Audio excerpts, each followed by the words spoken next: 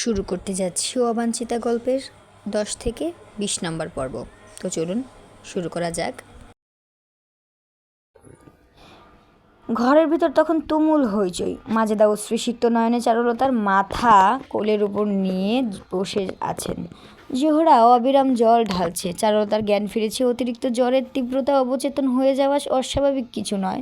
তাজমহল বেগম আঁচল থেকে পান বের করে মুখে পুরে বললেন, নতুন বউয়ের পেট বাড়ছে নাকি? জ্ঞান কেন হারাইলো? আপা, আপনি একটু চুপ থাকবেন? দেখতেছেন না মায়াটার জ্বর, এখনই পেট বাঁধবো কেন? ওর না বয়স কম?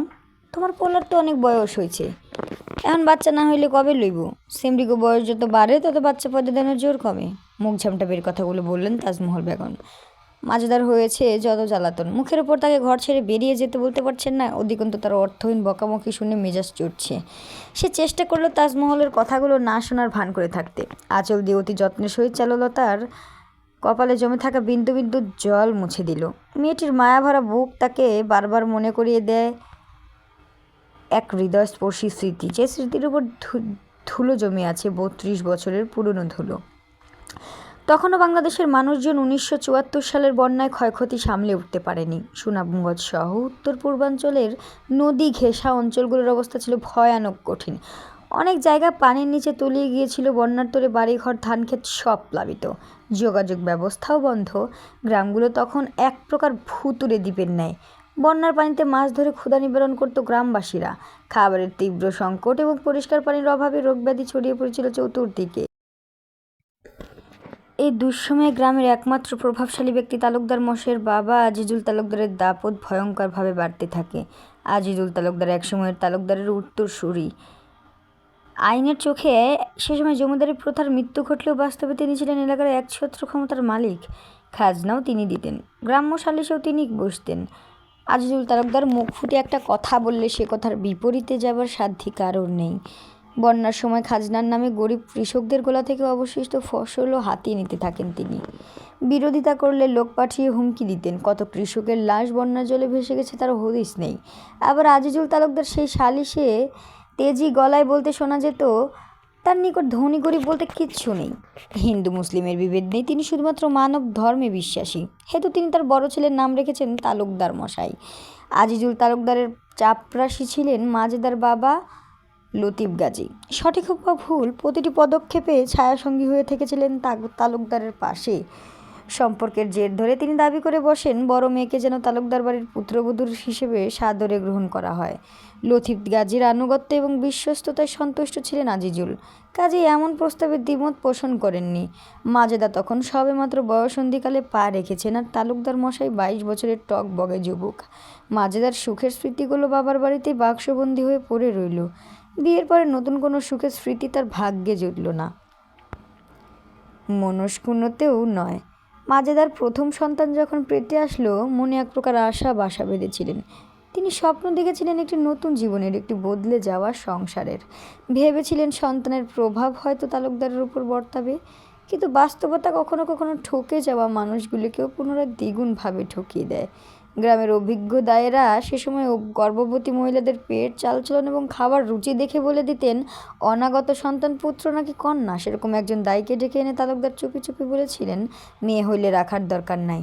সেই রাতে দায় এক প্রকার জোর করে মাজেদাকে গরম জড়িবুটি খাইয়ে দিল। আচমকা প্রচণ্ড ব্যথা শুরু হলো পেটে। শরীরটা গরমে পুড়ে যাচ্ছিল, ধরফর করছিল বুকের ভেতরটা। ক্ষণিককাল বাদে পরনের শাড়ি ভেসে গেল রক্তে। সেই রক্তে মিশেছিল ছোট্ট একটি হৃদস্পন্দন। মাজেদা সেদিন চিৎকার করে কাঁদেনি, শুধুমাত্র বিস্মিত দৃষ্টিতে তালুকদারের মুখ জুড়ে খুঁজছিলেন অনুতাপ। তিনি ব্যর্থ হয়েছিলেন। এই ঘটনায় 2 বছর পর দুর্জয়ের জন্ম হয়। চারুলতার স্নিগ্ধ মুখ মাজেদাকে বারবার মনে করিয়ে দেয় সেই অসহনীয় যন্ত্রণার দিনগুলো। হয়তো ওর মতন একজন কন্যা সন্তান মাজেদার থাকতো। দুর্জয় বাড়ির গুমট পরিবেশ এড়িয়ে সোজা চলে এলো বাড়ির পিছনের আঙিনায়। কাঞ্চন গাছের নিচে হেলান দিয়ে বসলো। হিমেল হাওয়া বইছে, তবু তার মনে শান্তি নেই। সেখানে চলছে ঠিক বেঠিকের লড়াই। বুক ভেঙে আসছে তার। ঘৃণা জন্মেছে নিজের প্রতি, অক্ষিজোড়ার প্রতি, নিজের অস্তিত্বের প্রতি। নিজেকে নিজে প্রশ্ন করলো দুর্জয়, আমি কেন ভাবিকে স্পর্শ করলাম, কেন জড়িয়ে ধরলাম, কিভাবে পারলাম? চোখের কোণে জল জমল দুর্জয়ের। এই জল প্রায়শ্চিত্তের।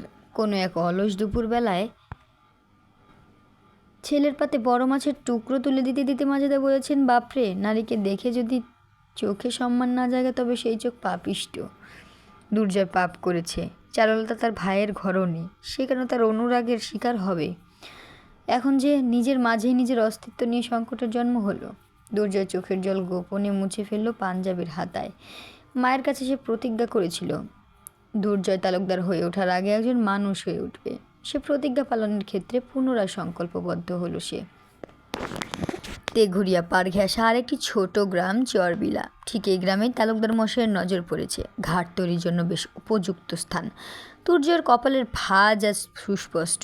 মনটা কেমন যেন ভারী হয়েছে। এসব নদীঘাট পরিদর্শনে তার একটুমাত্র বিন্দুমাত্র আগ্রহ নেই। তবুও বাবার মুখের দিকে তাকিয়ে এসব কর্মে লিপ্ত হচ্ছে সে। দুর্জয়ের মন পড়ে আছে তালুকদার বাড়ির দক্ষিণ ঘরের কোণটায়, যেখানে অসুস্থ চারুলতা জ্বরের তীব্রতায় কাতরাচ্ছে। গররা জীবভাবে হলেও তার মুখটা বারবার চোখে ভাসছে। নদীর ক্ষীণ স্রোতের দিকে তাকিয়ে দীর্ঘশ্বাস ফেলল দুর্জয়। বাবার কথাও কানে আসছে তার। জায়গার মালিক কুদ্দুসের সাথে কথোপকথনে মগ্ন তিনি। এই ঘাটের ভয়ানক কিছু বদলানো দরকার। নৌকা ভালো মতো ভিড়ানোর জন্য ব্যবস্থা নিতে হবো। এসব বাঁশের বেড়া দিয়ে চলবে না। তালুকদার মশাইয়ের কণ্ঠে দৃঢ়তা।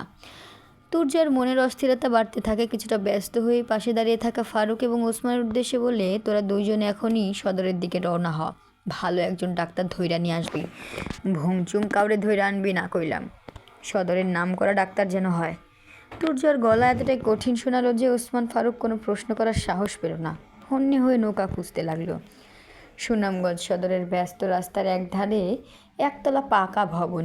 এই ভবনের একটি ঘরেই গড়ে উঠেছে পরিচ্ছন্ন ডাক্তারখানা। সাদামাটা সবুজ রঙের দেওয়াল। বারান্দায় পাতা কাঠের বেঞ্চে বসে আছে কয়েকজন রোগী। ঘরের দরজায় ঝুলছে নেম প্লেট, তাতে লেখা ডাক্তার হাফিজুল হক MBBS। ফারুক এবং ওসমানের তথ্য অনুযায়ী নাম করা ডাক্তার। তারা এক মুহূর্ত সময় নষ্ট করলো না, হন হন করে ঢুকে পড়লো চেম্বারে। ডাক্তার মনোযোগ দিয়ে রোগী দেখছিলেন। একজন বৃদ্ধ CDPর সমস্যায় কাশছিলেন খুব। ফারুক ওসমানের প্রবেশের ফলে ঘরের পরিবেশ বদলে গেল। থমকে গেল সব কিছু। ডাক্তার সাহেব, আমগোর সাথে একটু যাওয়া লাগবো, ওসমান সহজ গলায় বলল। ডাক্তার অবাক হলেন। বিস্মিত কথায় শুধালেন, আপনারা কারা? অনুমতি না নিয়ে ঘরে ঢুকেছেন কেন? উপর মহল থেকে আমাদের অনুমতি দেওয়া আছে। আপনি আমাদের সাথে চলেন, এক্ষুনি চলেন, থমথমে গলায় বলল ফারুক। আপনারা রোগী দেখার মাঝে বিরক্ত করছেন, বেরিয়ে যান বলছি। রাখেন আপনার ছাইপাশ রোগী। তালুকদার বাড়িতে যাইতে হবে আপনার, তাদের প্রয়োজন। গলার স্বর একই রেখে বলল ফারুক। ওসমান মাথা চুলকে বলল, নৌকা ঘাটে ফিরানো আছে, আপনি হুদাই সময় নষ্ট করতেছেন। আপনার দেরির জন্য যদি রোগীর কিছু হয় বাকিটা তুর্জয় ভাই দেখা নেবেন। ডাক্তার চমকে উঠলেন। অস্ফুট স্বরে বলে উঠলেন, তুর্জয় তালুকদার? জি।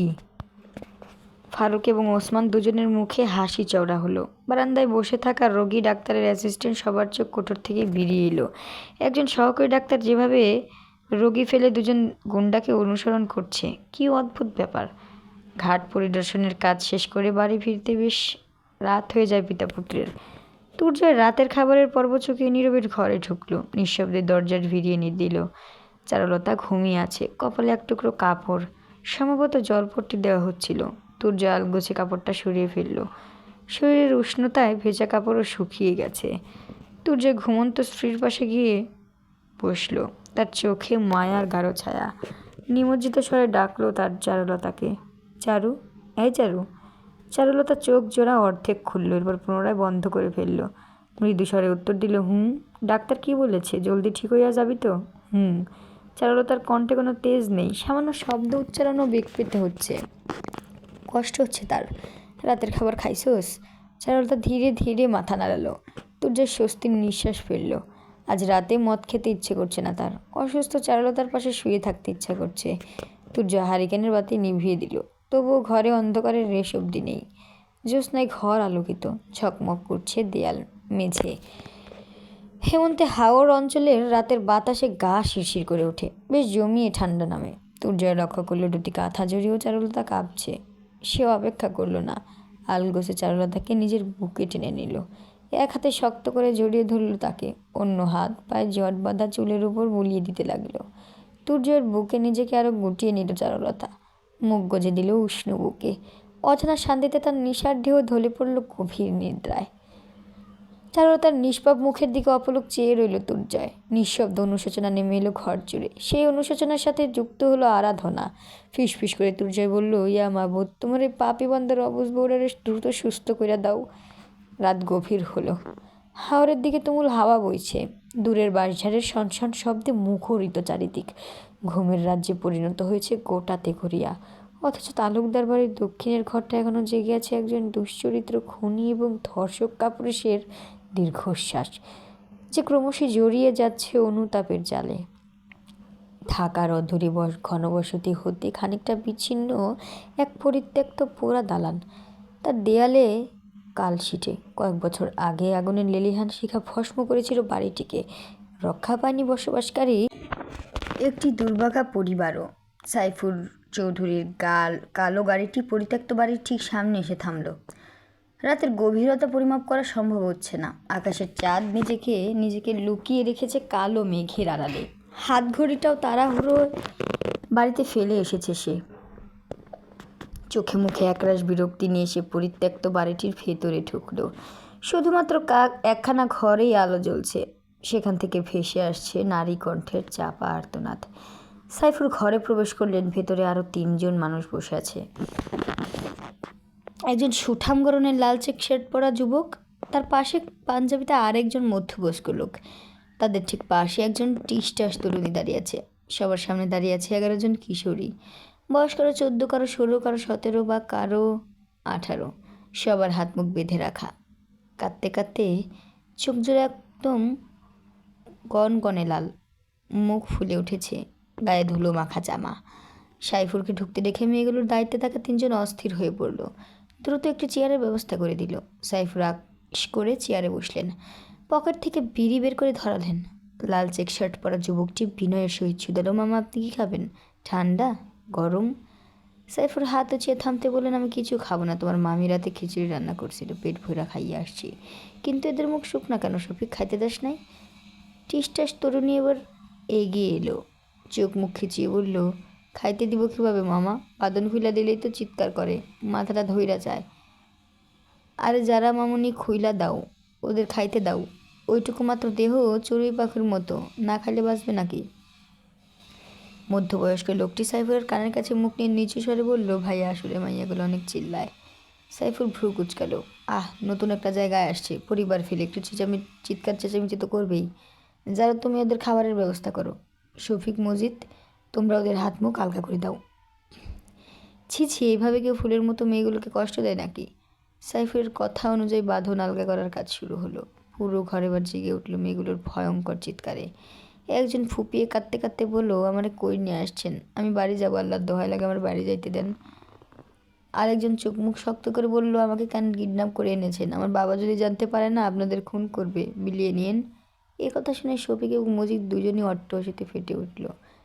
মামা, মাইয়ার তেজ দেখছেন? বাড়ি ফিরতে চায়। কেন ধরেছেন?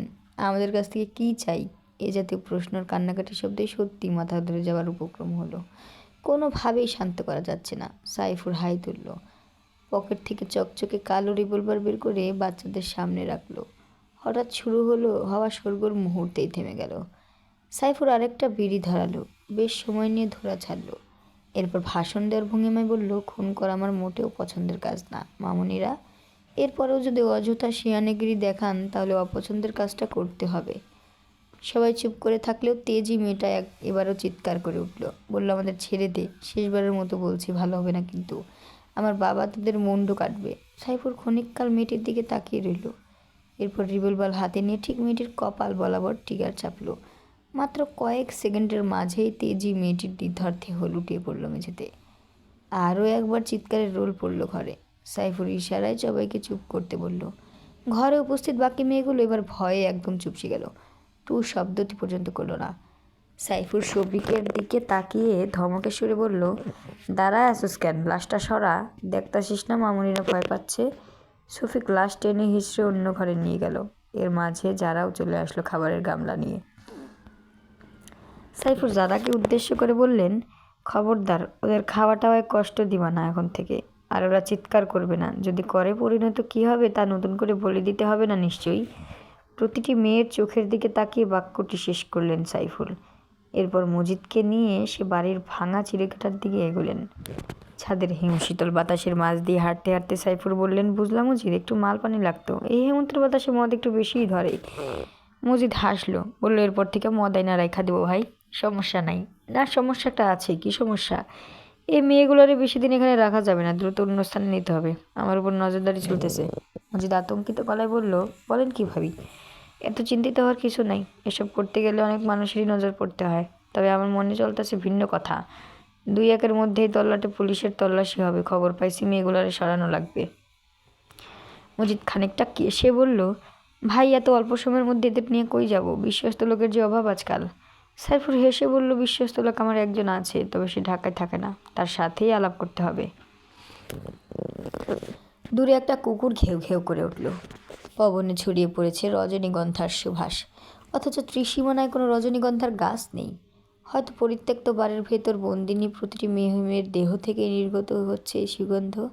বিষাক্ত প্রজেক্ট রজনীগন্ধা এর প্রথম দুর্ভাগা ব্যাচ তারা। শেষ বিকালের আলোয় আজ তেঘুরিয়া যেন কোনো রূপকথার চিত্রপট। আকাশটা মৃদু সোনালিয়াভাবে ভরে উঠেছে, সূর্য যেন তার সমস্ত রং ঢেলে দিয়েছে দিগন্ত জোড়া ধান খেতে। সেখানে সবুজ আর হলুদ মিশিয়ে এক অদ্ভুত মোহনীয় রঙের খেলা। আউশ ধানের শিশিগুলো হেলে পড়েছে হাওয়ায় তীব্রতায়। ছন্দে ছন্দে মাটিতে মাথা নোয়াচ্ছে বারবার, তারা যেন কোনো মৌন প্রার্থনায় ব্যস্ত। কিছু দূরে হাওরের জলে ভেসে বেড়াচ্ছে হাঁসের দল, দিগন্তে পাখা মেলে ভেসে বেড়ানো সাদা পকগুলো কখনো নেমে আসছে ধান খেতে, কখনো আবার হাওরের পাড়ে। ঘামে ভেজা কৃষক চোখে মুখে তৃপ্তির ছাপ নিয়ে ফিরে যাচ্ছে ভাঙা কুটিরে। এবছর ফলন ভালো। এই ধানই তো তাদের পরিবারের মুখে অন্ন তুলে দেয়। এই ধানেই জমে থাকে কোটা বছরের আশীর্বাদ। এসব হাওর বিল ঘেঁষা খেতে বসে বাঁশি বাজালে একাকিত্ব যেন গ্রাস করে ফেলে, আর পশ্চিমে হেলে যাওয়া সূর্য সাক্ষী রাখে হৃদয়ের প্রতিটি হাহাকারের। তবুও দুর্জয় চোখ বন্ধ করে কপালে হালকা ভাঁজ ফেলে বাঁশি বাজিয়ে যাচ্ছে আপন মনে। ক্ষেতের মাঝখানে একটি পাকা এলে বসে আছে সে, আর প্রতিটি আঙুল বাঁশির ছিদ্রে আলগোছে পড়ছে, আর সৃষ্টি হচ্ছে এক নীরব সুর। ঠিক তখনই পেছনে ঝোপ ভেদ করে ভেসে আসলো এক নারী কণ্ঠ, দুর্জয় ভাই, আপনি এখানে একা একা কী করছেন? দুর্জয় ঘাড় ঘুরিয়ে তাকালো। ছোট্ট খয়েরি রঙা ওড়না মাথা দিয়ে হাসি মুখে দাঁড়িয়ে আছে রূপা, চোখে টানা কাজল, হাত ভর্তি কাচের চুলি। দুর্জয় স্বাভাবিক কণ্ঠে জবাব দিল, তেমন কিছু না, বাঁশি বাজাচ্ছিলাম। রূপা আল গোছে দুর্জয়ের পাশে এসে বসলো, মুখে ভেজা হাসি ফুটিয়ে রেখে জিজ্ঞেস করলো, এই জায়গাটা বুঝি আপনি খুব পছন্দ করেন? দুর্জয় মাথা নাড়ায়, হ্যাঁ, এই জায়গাটা আমার একদম মনের মতো। বিস্তৃত ধানক্ষেত, খোলা আকাশ, প্রবল হাওয়া, ভীষণ সুন্দর। শহরে এসব পাওয়া দুষ্কর। রূপা লাজুক হাসলো, বলল, আপনার বাঁশি বাজানোটা আমার ভীষণ মনে পড়তো। ছোটোবেলায় যখন বেড়াতে আসতাম আপনি কী সুন্দর সুর তুলতেন, তখন ভাবতাম এই মানুষটা জাদু জানে। দুর্জয় হেসে ফেলল, বলল, এখন ভাবিস না? রূপা দুষ্টুমি করে জবাব দিল, না। হঠাৎ তার মুখ গম্ভীর হয়ে গেল, তোমার মনে আছে একবার আমাকে খেলার সময় চর মেরেছিলা? দুর্জয় বিস্মিত, আমি চর মেরেছিলাম? হ্যাঁ। রূপা মুখ গম্ভীর রেখে বলল, আমি তোমার খেলার লাট্টু আমি লুকিয়ে রেখেছিলাম, সেজন্য চর মেরেছিলে। আমি খুব কেঁদেছিলাম, মামিও তোমাকে অনেক বকেছিল, অত বকা খেয়ে তুমিও কেঁদেছিলা। তোমার কান্না দেখে অবশ্য আমার পরে খারাপ লেগেছিল। দুর্জয়ের মাথা নিচু করে হাসলো, তখন আমরা দুজনেই ছোট ছিলাম রে রূপা, এখন তো তুইও বড় হয়ে গেছিস, রেজাল্ট বের হওয়ার পর কলেজে যাবি। রূপা একটুখানি চুপ করে থেকে হঠাৎ বলে উঠলো, আমি কি সত্যি বড় হয়ে গেছি? তাহলে একটা বড়দের মতো প্রশ্ন করি। রূপা কথা বলার ধরন শুনে দুর্জয় ভ্রু কুঁচকাল, মৃদু হেসে অবাক চোখে সম্মতি জানালো, তুমি কি কাউকে পছন্দ করো? দুর্জয়ের কাছে এই প্রশ্নটি মোটেও হালকা বদল না, তবুও নিজেকে সামলে সে উত্তর দিল, না। তবে এসব প্রশ্ন কেন করছিস? রূপা তার হাতের কাছের চুড়িগুলোর উপর আঙুল চালায়, টুংটাং ধ্বনিতে মুখরিত হয় বাতাস। সে পুনরায় জিজ্ঞেস করলো, যদি কেউ তোমাকে অনেক দিন ধরে পছন্দ করে তখন কি করবে? দুর্জয়ের কপালে চিন্তার ভাঁজ পড়ে। রূপার কথা বলার ভঙ্গিমা মোটেও স্বাভাবিক নয়, তার কণ্ঠনালী কাঁপছে, চোখ দুটো টল টল করছে। ভেবে দেখিনি। ছোট্ট উত্তর দিয়ে দুর্জয় চট করে উঠে দাঁড়ালো, বলল, চল বাড়ি যাই, সন্ধে হয়ে আসছে। রূপাও দুর্জয়কে অনুসরণ করলো, লুকিয়ে চোখের পানি উপচে পড়ার আগেই মুছে নিল। সে জানে দুর্জয় উত্তর দিবে না, জবাবের আশায় সে প্রশ্ন করেনি। দুজনে আইল ধরে বাড়ির দিকে এগোতে থাকে। পথে রূপার সেই দীর্ঘশ্বাস কেউ শোনে না, প্রকৃতিও যেন শুনে না শোনার ভনিতায় ব্যস্ত। দুর্জয় প্রতিদিনের মতো সবেমাত্র মদের বোতল খুলেছে। এমন সময় মাজেদা এসে সজোরে দুয়ার ধাক্কাতে লাগলো। চারুলতাও ঘুম ভেঙে গেল। দুর্জয় দুয়ার খুলতে না খুলতেই মাজেদা শান্ত গলায় বললেন, তোর আব্বা ডাকতেছে, শুনে যা। দুর্জয় তালুকদার মশাইয়ের ঘরে এলো। দরজার সামনে দাঁড়িয়ে মাথা নিচু করে শুধল, আব্বা এত রাতে জরুরি তলব। তালুকদার মশাই বিছানায় হেলান দিয়ে শুয়ে আছেন। চেহারায় অসামান্য জাতি, স্থির চোখ। তার এই মুখ দুর্জয়ের নিকট কেমন অচেনা ঠেকলো। খবর পেলাম ঢাকা থেকে সাইফুর সাহেব কয়েকজন মেয়ে পাঠাবেন। আগামীকাল সকালে এসে তারা পৌঁছাবে। মেয়েগুলোর থাকার ব্যবস্থা করা লাগবো। বিস্ময়ে দুর্জয় প্রশ্ন ছুড়ে দিল, কতজন মেয়ে আসবে আর কেন আসবে? তালুকদার মশাই গম্ভীর স্বরে বললেন, আসবে 9-10 জনের মতো। কেন আসবে তা নিয়ে পরে বিস্তারিত আলোচনা হবে, এখন তোর জানার প্রয়োজন নেই। দুর্জয় চুপ করে দাঁড়িয়ে রইল। বাবার হাব ভাব তার পছন্দ হচ্ছে না। এবার কিছুটা জড়তা নিয়ে তালুকদার মশাই বললেন, ওই যে মেয়েটা গ্রামের শেষ মাথার বস্তিতে থাকে, কি যেন নাম? দুর্জয় এবার আরও অবাক হলো। অস্ফুটে মুখ দিয়ে বেরিয়ে এলো, কলি। তালুকদার মশাই হালকা কাশলেন, অস্বস্তি নিয়ে বললেন, হ্যাঁ। যাই হোক, ওর সাথে তো তোর ভালোই খাতির আছে। বাড়ির আঙিনাতেও দেখছি বেশ কয়েকবার। ওই বস্তিতে মেয়েগুলোর থাকার ব্যবস্থা করা গেলে সুবিধা হয়। কয়েকদিনের ব্যাপার। দুর্জয় নিমজ্জিত গলায় বললেন, আপনি শুধু হুকুম করেন, আমার কি করতে হবে আব্বা, কাজ হয়ে যাবে। তালুকদার মশাই এবারে পুরোপুরি সোজা হয়ে বসলেন। মৃদু হেসে বললেন, তোকে একবার কলির সাথে আজ রাতে কথা বলতে হবে। একটু বুঝিয়ে বলিস, টাকা পয়সা যা লাগে দিব, শুধু মেয়েগুলোর থাকার ব্যবস্থা করে দিতে বল বস্তিতে, আর কেউ যেন পালাইতে না পারে। দুর্জয় এক দৃষ্টিতে বাবার মুখের দিকে তাকিয়ে রইল। ঠোঁটে তখন এক টুকরো মৃদু হাসি লেখে আছে তালুকদার মশাইয়ের। দুর্জয় বহুবার আয়নার সামনে দাঁড়িয়ে সেই হাসি অনুশীলন করেছে, কিন্তু আজও তা আয়ত্তের বাইরে।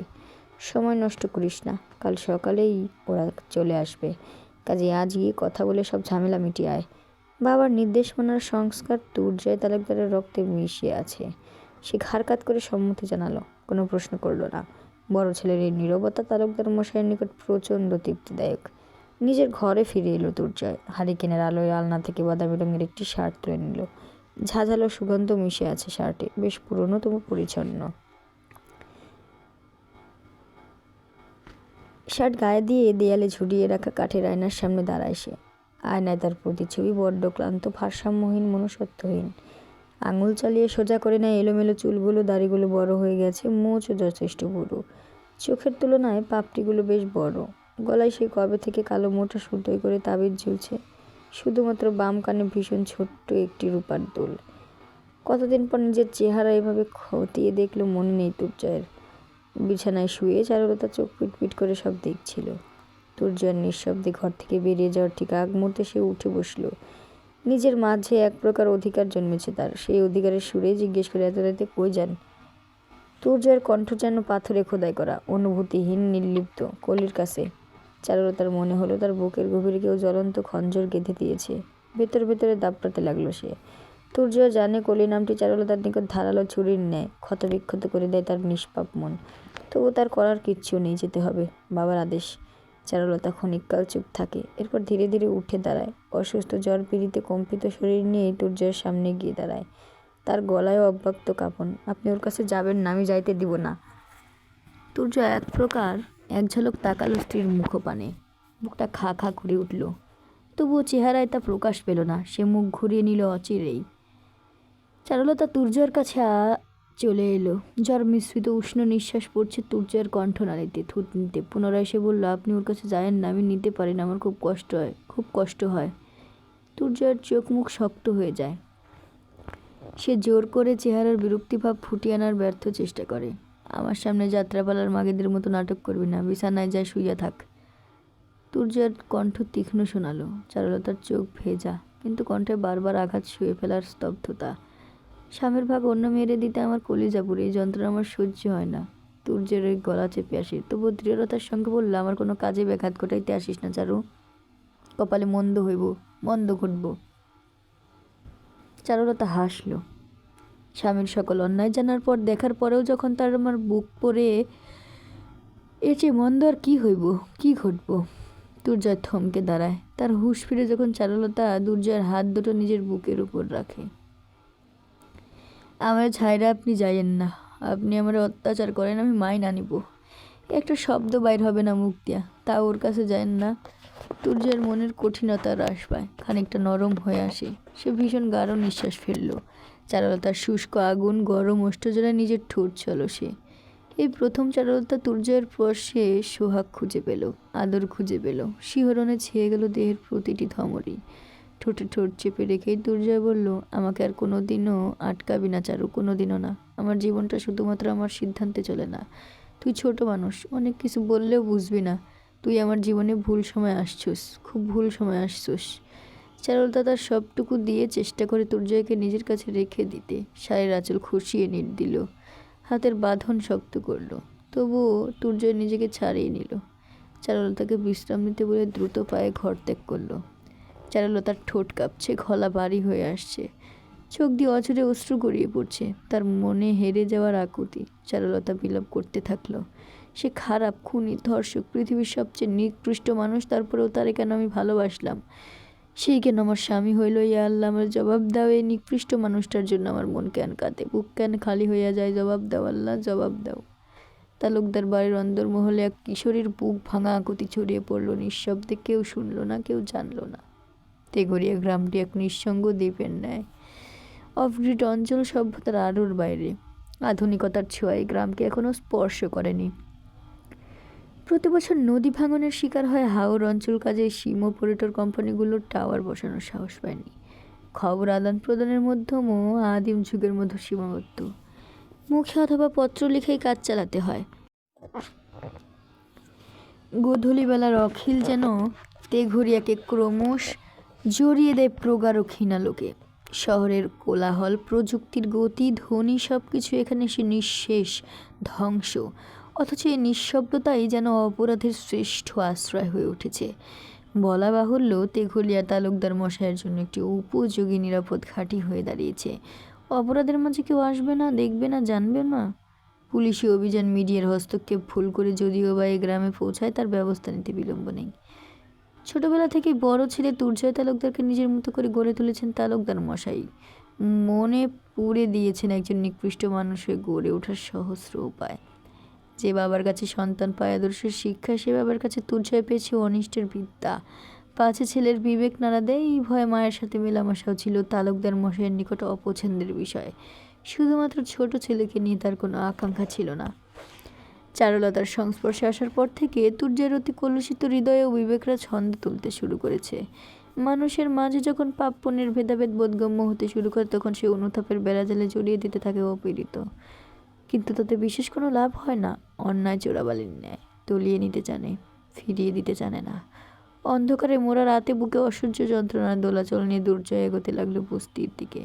বহু বছর আগে দূরের বিগ্রাম মুগুরছড়ি নদী ভাঙনের শিকার হয়েছিল। গৃহহারা মানুষজন যখন চারপাশে ঠাঁই খুঁজছিল, তখন কিছু পরিবার এসে আশ্রয় নিয়ে তেঘরিয়ার এক প্রান্তে। প্রথমে কিছু পলিথিন, পুরনো কাপড় আর বাঁশ দিয়ে চারপাশ মুড়িয়ে অস্থায়ী ঠাঁই গড়ে তোলে তারা। সময়ের সাথে সেই পলিথিন ঢাকা ঘরগুলো মোটামুটি থাকার উপযুক্ত হয়ে উঠল, বস্তি গড়ে উঠল। আর সে বস্তির মাঝে শুরু হলো পতিতাবৃত্তি। কলির ঘরে অন্য খদ্দের ছিল। তুর্যের আগমনে সে খদ্দেরকে ভাগিয়ে দিল। কিরে, এত তাড়াতাড়ি আমার স্মরণ করলি যে? কলির মুখে চিরচেনা দুষ্টু হাসি। তুর্যয় নিমজ্জিত কণ্ঠে বলল, তোর সাথে আমার কিছু কথা আছে। তুর্যয়ের চোখ মুখ কলির নিকট ভিন্ন ঠেকল। বলল, আয়, ভেতরে আয়। ঘরের অল্প কুপির আলো এই কলির চোখ জোড়া বেশ অভ্যস্ত। সে তুর্যয়ের জন্য মদ বের করলো, গ্লাসে ঢেলে এগিয়ে দিল। তুর্যয় তা সাদরে গ্রহণ করলো। তোর মুখটা এমন শুকনা কেন, কি হয়েছে? তুর্যয় গ্লাসে চুমুক দিয়ে বলল, বস্তিতে কয়েকজন মেয়ের থাকার ব্যবস্থা করতে হইব, পারবি না? কলি চমকে উঠল। অবাক স্বরে জিজ্ঞেস করলো, কয়জন?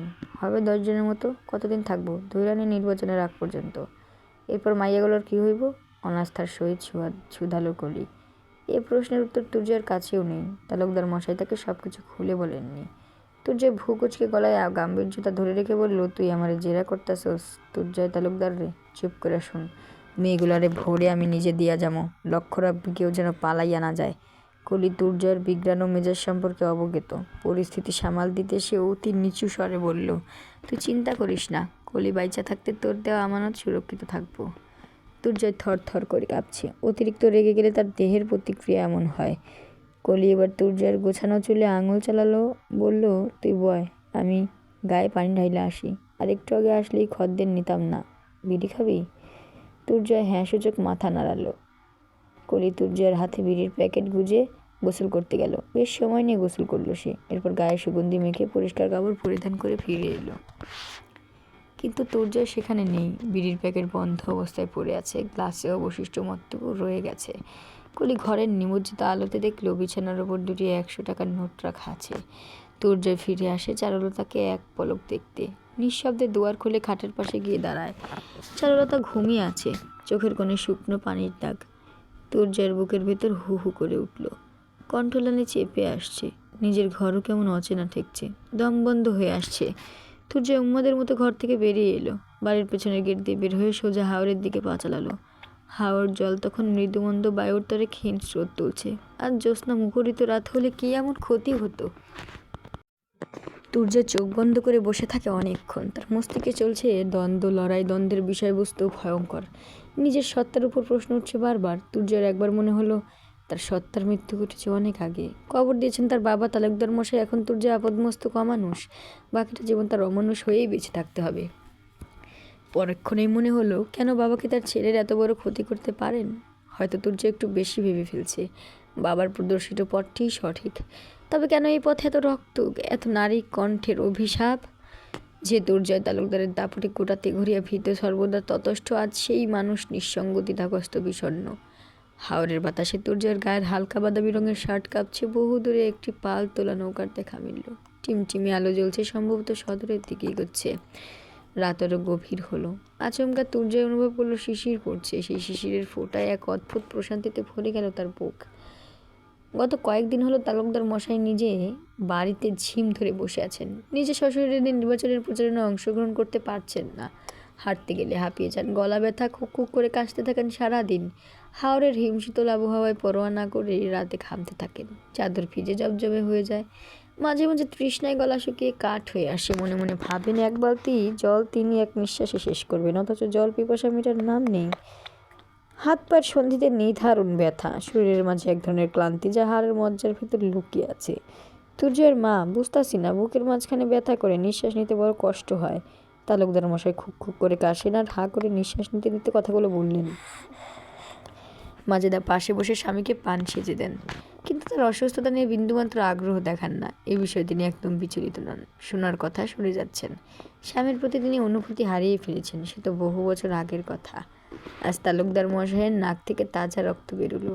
বুকটা কেঁপে উঠল তার। আজ ডাক্তারখানায় না বুঝে গেলে বুঝি রক্ষা নেই। তালুকদার মশাই হাঁক ছাড়লেন। এই কালু, আলিমাজির খবর লাগা, নৌকা বার করতে বল, দ্রুত শহরে যাওয়া লাগবো। কালু হন্যে হয়ে আলিমাজির খোঁজে বেরিয়ে গেল। দুর্জয় তালুকদার মশাইয়ের সাথে এসেছেন, ডাক্তারখানায় এসেছেন। পরীক্ষা নিরীক্ষার পর জানা গেল তালুকদার মশাইয়ের রক্তের ভিতর ঘাপটি মেরে বসে আছে এক অনাকাঙ্ক্ষিত রোগ। ডাক্তার শঙ্কিত চেহারায় মাথা নাড়লেন, কাগজ টেবিলের উপর রেখে বললেন, এই রোগের কোনো ওষুধ নেই তালুকদার মশাই। মেডিকেল সায়েন্স এখানে অথর্ব। তালুকদার মশাই কপালে ভাঁজ নিয়ে বসে রইলেন। ডাক্তার দুঃখ ভারাক্রান্ত মুখে পুনরায় বললেন, আমি জানি সামনে নির্বাচন, কিন্তু আপনার বিশ্রাম নেওয়া অতি জরুরি। এই অবস্থায় সশরীরে উপস্থিত থেকে প্রচারণা অসম্ভব। অন্য কেউ নাই? আছে আমার অবর্তমানে বড় ছেলেই সবটা সামলাচ্ছে। দুর্জয় জানতে চাইলো, কিন্তু ডাক্তার রোগটা কি? ডাক্তার দুর্জয়ের দিকে রিপোর্ট এগিয়ে দিল। রিপোর্ট দেখে দুর্জয়ের চোখ দুটো বড় বড় হয়ে গেল।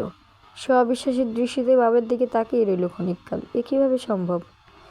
তালুকদার মশাইয়ের অসুস্থতার খবর নিয়ে তেঘরিয়ার মহা আনন্দে ডালপালা মিলল গুজব। কেউ কেউ বললো তালুকদার মশাইয়ের সাপের বাতাস লেগেছে, আবার কেউ কেউ বললো সবাই জাদুটোনার কারুকাজ। ভোটে তাকে হারানোর জন্য এসব করা হচ্ছে, ঝাড়ফুঁক ছাড়া কোনো গতি নেই। কিছু মানুষ শির দ্বারা উঁচু করে বলল, যার অতীত তাকে গ্রাস করছে ধীরে ধীরে, মৃত্যু সন্নিকটে। দুনিয়ার সবটুকু পাপ শুষে যখন দম্ভে দিশাহারা হয়ে ওঠে মানুষ, ঠিক তখন শুরু হয় প্রকৃতির প্রতিশোধ। রান্নাঘরের এক কোণে সরু আলো এসে পড়েছে। চারুলতা উনুনে চায়ের পানি গরম দিয়ে বসে আছে। তার শরীরে জ্বর নেমে গেলেও ক্লান্তি যেন অস্থিমজ্জায় জেঁকে বসে আছে। তবু টুকটাক কাজ করে শুরু করেছে সে। শরীরে বল না থাকলেও মনে গতি অবরুদ্ধ। মাজেদা বারবার বলছেন, আর কয়টা দিন বিশ্রাম নে মা, সবে মাত্র জ্বরটা ছাড়লো। চারুলতা হাঁপিয়ে উঠেছে ক্ষণে ক্ষণে, তবু হেসে বলেছে, সারাদিন শুইয়া থাকতে ভালো লাগে না আম্মা।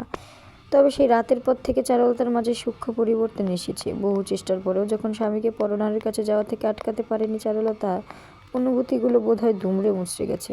আত্মহত্যা করেছে তারা। কিশোরী মেয়েদের ভালোবাসার ঘৃণা দুটোই বোধহয় প্রবল হয়। সেদিন সে তুর্যের চোখে আশ্বাস খুঁজেছিল, কিন্তু তাকে চোখের গভীরতার মাঝে না ছিল আশ্বাস, না কোনো কোনো অপরাধবোধ, না ছিল কোনো অনুশোচনা। চারুলতা এখন তুর্যের দিকে তাকায় না, বাড়তি কোনো কথা বলে না। তার এই মৌনতা তুর্যের লক্ষ্য করেছে। প্রথমে ভেবেছিল হয়তো ক্ষণিকের অভিমান, কিন্তু সময় গড়াতে তুর্যের মনের ভিতর অস্থিরতা বাসা বাঁধে। আজ তুর্যয় প্রচারণার কাজে যায়নি, ঘরে বসে আছে। বাড়ি থাকলে দুপুরের খাবারের পর সাধারণত 1 কাপ চা সে আয়েশ করে খায়। চারুলতা তুর্যের জন্যই চায়ের পানি বসিয়েছে। এমন সময় রূপা রান্নাঘরের দুয়ারে এসে দাঁড়ালো। বলল, ভাবি, তুর্যয় ভাই চা খাবে। কথাটি বলেই রূপা খেয়াল করলো চা প্রায় হয়ে এসেছে। সে অবাক স্বরে বলল, সে কি, ভাই তোমাকে চায়ের কথা বলে গেছে? তাহলে আমারও পাঠালো কেন? চারুলতা সহজ গলায় বলল, সে বাড়িতে থাকলে এই সময় চা খায়, আমার মনে আছে। রূপা এবার দুষ্টু হাসি মুখে ফুটিয়ে বলল, বাহ, স্বামীর প্রতি কি যত্নশীল গো তুমি। ভাবি, তোমার কিছু গুণ আমাকেও দিও। প্রত্যুত্তরে চারুলতা কেবল হাসল। দুয়ারের বাইরে পায়ের শব্দ শুনে তুর্যয় শোয়া থেকে উঠে বসল। চারুলতা বিছানার পাশে টেবিলে চায়ের কাপ রেখে পিছন ফিরতেই তুর্যয় তার হাত খপ করে ধরে ফেলল। চারুলতার মুখে একটি টু শব্দ নেই। সে মূর্তির মতো ঠায় দাঁড়িয়ে রইল। তুই আমার সাথে কথা কস না কেন? তুর্যের গলা বেশ রুক্ষও শোনালো। চাপা উত্তেজনায় কাঁপছে। চারুলতা মেঝের দিকে তাকে নিঃশব্দে হাত চালানোর চেষ্টা করলো। তুর্যয় পুনরায় শুধালো, তুই তো আমার চেহারার দিকে তাকাসো না। কি নতুন বাতার জুচাইছস নাকি? অন্য কিছু বলার আগেই চারুলতা তুর্যের বাম গালে সজোরে এসে পড়ল। যদি ওইটুকুন হাতের আঘাত তুর্যের নিকট কোমল স্পর্শের ন্যায়, তবু ঘটনার আকস্মিকতা সে হকচকিয়ে গেল। চারুলতার শরীর থরথর করে কাঁপছে। সে চোখ মুখ শক্ত করে বলল, আর কোনোদিন আমারে নিয়ে আপনি একটা বাজে কথা বলবেন না, খবরদার। তুর্যের চোখ সরু করে জিজ্ঞেস করলে, তোর এত বড় সাহস, তুই আমার গায়ে হাত তুললি? হ্যাঁ তুলছি। কি করবেন, মাইরা ফেলবেন? মারেন আমারে, একদম মাইরা ফেলেন। বাপবোন হারা মেয়ে আমি। গত কয়েক মাস ধরে মায়ের খবর নাই। স্বামী অন্য মেয়ের সাথে যাইয়া রাত কাটায়, নোংরা কথা কইয়া গালি দেয়। বাচ্চা থাকুম কি জন্য? তুর্যের মুখ মুহূর্তেই ফ্যাকাশে হয়ে গেল। চারুলতার প্রতিটি আক্ষেপ তার বুকে কাটার মতো বিঁধল, কিন্তু আজ সে কোনো প্রতিক্রিয়া দেখাতে পারছে না। চারুলতার চুলের মুঠি ধরতে পারছে না, তাকে বেধড়ক মারতে পারছে না। চারুলতা এক ঝটকায় তার অন্য হাত ছাড়িয়ে নিল। দ্রুত পায়ে দরজার সামনে গিয়ে দাঁড়িয়ে ফের পেছন দিকে তাকালো। বলল, আমি আপনার আগের বউরে হিংসা করি, অনেক হিংসা করি। কেন জানেন? তারে আপনি খুন কইরা মুক্তি দিয়ে দিছেন, আমারে এখনও দেন নাই। চারুলতা ঘর থেকে বেরিয়ে গেছে বহুক্ষণ আগে। তুর্য এখনও থম মেরে বসে আছে। চা ঠান্ডা হয়ে গেছে বোধহয়। এই বিষয়ে সে ভ্রুক্ষেপহীন। একজন অতি জঘন্য মানুষ যখন ভালোবাসতে শিখে যায়, তখন তার নীরব থাকা ছাড়া আর কোনো উপায় থাকে না। তুর্যয় আর সেই নীরবতা উপভোগ করছে। তালুকদার মশাইয়ের বাড়িতে আজ এক বিশেষ অতিথির পদধূলি পড়েছে। সাজসজ্জা আজব প্রভৃতির। গায়ে পুরনো ধুতি পাঞ্জাবি, কলার কালো রঙের বেশ কয়েকটি তাবিজের ন্যায় বস্তু, আবার হাতে লাল সুতো বাঁধা। চোখ জোড়ো আগুনের ফুলকির ন্যায়, প্রগাঢ়, অতিরিক্ত তীক্ষ্ণ।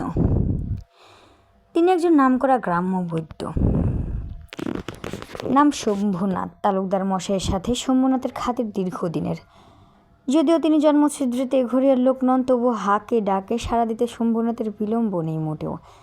তালুকদার মশাইয়ের বিছানার পাশে বসে শম্ভুনাথ একগাল হাসি দিয়ে বললেন, না, ব্যায়ামটা সহজ না। ঘরঘইরা গলা, খুক খুক কাশে, অস্থিমজ্জায় ব্যথা, এই রোগ আপনার রক্তে লেগে আছে অনেক কাল আগের থেক্কা মশাই। এই রোগের জয় আটকানো মুশকিল। তালুকদার মশাই দীর্ঘশ্বাস ফেললেন, খাটে গায়ে এলিয়ে অর্ধশা অবস্থায় মাথা নাড়লেন। ডাক্তারও কইছে কোনো ওষুধ নাই, রোগটা বিরল। শম্ভু মুচকি হাসল। বিরল তো বটেই। শরীরে কুঅভ্যাস আর পাপ জমলেই এই রোগ হয়। তালুকদার মশাই দেখলেন শম্ভুর ঠোঁটের কোণ ফেটে হাসি বেরিয়ে আসছে। তাতে মিশে আছে নিঃশব্দ বিদ্রূপ, যেন বহু বছর জমে থাকা পাপ তার শরীরে বাসা বাঁধবে, এ খবর শম্ভুর অজানা নয়। কোনো উপায় আছে? ত্রস্ত গলায় জানতে চাইলেন তালুকদার মশাই। এই শম্ভুর কাছে সব বিরল রোগ থেকে মুক্তির উপায় আছে মশাই, তবে এই উপায় একটু কঠিন। এই রোগ সারার ওষুধ একটাই, নাবালিকা কুমারী মাইয়ার সাথে মিলন।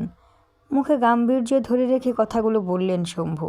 তালুকদার মশাই চোখ কপালে তুলে বললেন, কুমারী মেয়ের সাথে মিলন? এসব কি বলতেছেন আপনি? শম্ভু গলার স্বর একই রেখে জবাব দিলেন, শরীরের ভেতরে পাপ আপনার রক্ত অস্থিমজ্জায় ছড়িয়ে পড়েছে। সেই পাপ কাটাইতে চাই শুদ্ধ আত্মার স্পর্শ, আর শুদ্ধ আত্মা পাওয়া যায় নাবালিকা কুমারী মেয়ের মধ্যে। তালুকদার মশাই এক মুহূর্ত চিন্তায় ডুবে থেকে বললেন, বিপদে ফালাইয়া দিলেন, এখন কুমারী মেয়ে পাবো কোথায়? বড় পোলারে কাজে লাগান, সেই ব্যবস্থা করে দিবে। তালুকদার মশাই তাচ্ছিল্য ভরা কণ্ঠে বললেন, পোলার মতিগতি আজকাল ভালো না, মেয়ে ছেলে ঘেঁষা হইয়া যাইতাছে, দ্বিতীয় বিয়া দেওয়ার আগে সময় নেওয়া উচিত ছিল। তাও দেখি কোনো ব্যবস্থা করা যায় কি না। বড় পোলা হাত ছাড়া হয়েছে তো কি হয়েছে, ছোট পোলা তো বাচ্চা আছে। তালুকদার মশাই দীর্ঘশ্বাস ফেলেন। তার নিকট যোগ্য ছেলের যে মানদণ্ড, সেই মানদণ্ডের মাঝে দুর্জয়ের নম্বর হবে 0। এমন অযোগ্য ছেলেকে দিয়ে এসব কাজ কখনো অসম্ভব। তা শম্ভুনাথকে কে বোঝাবে? অন্যদিন দুর্জয়ের ঘুম পাখিদের কিচিরমিচির ধ্বনিতে ভাঙলেও আজ সে বেশ বেলা অবধি ঘুমাচ্ছে।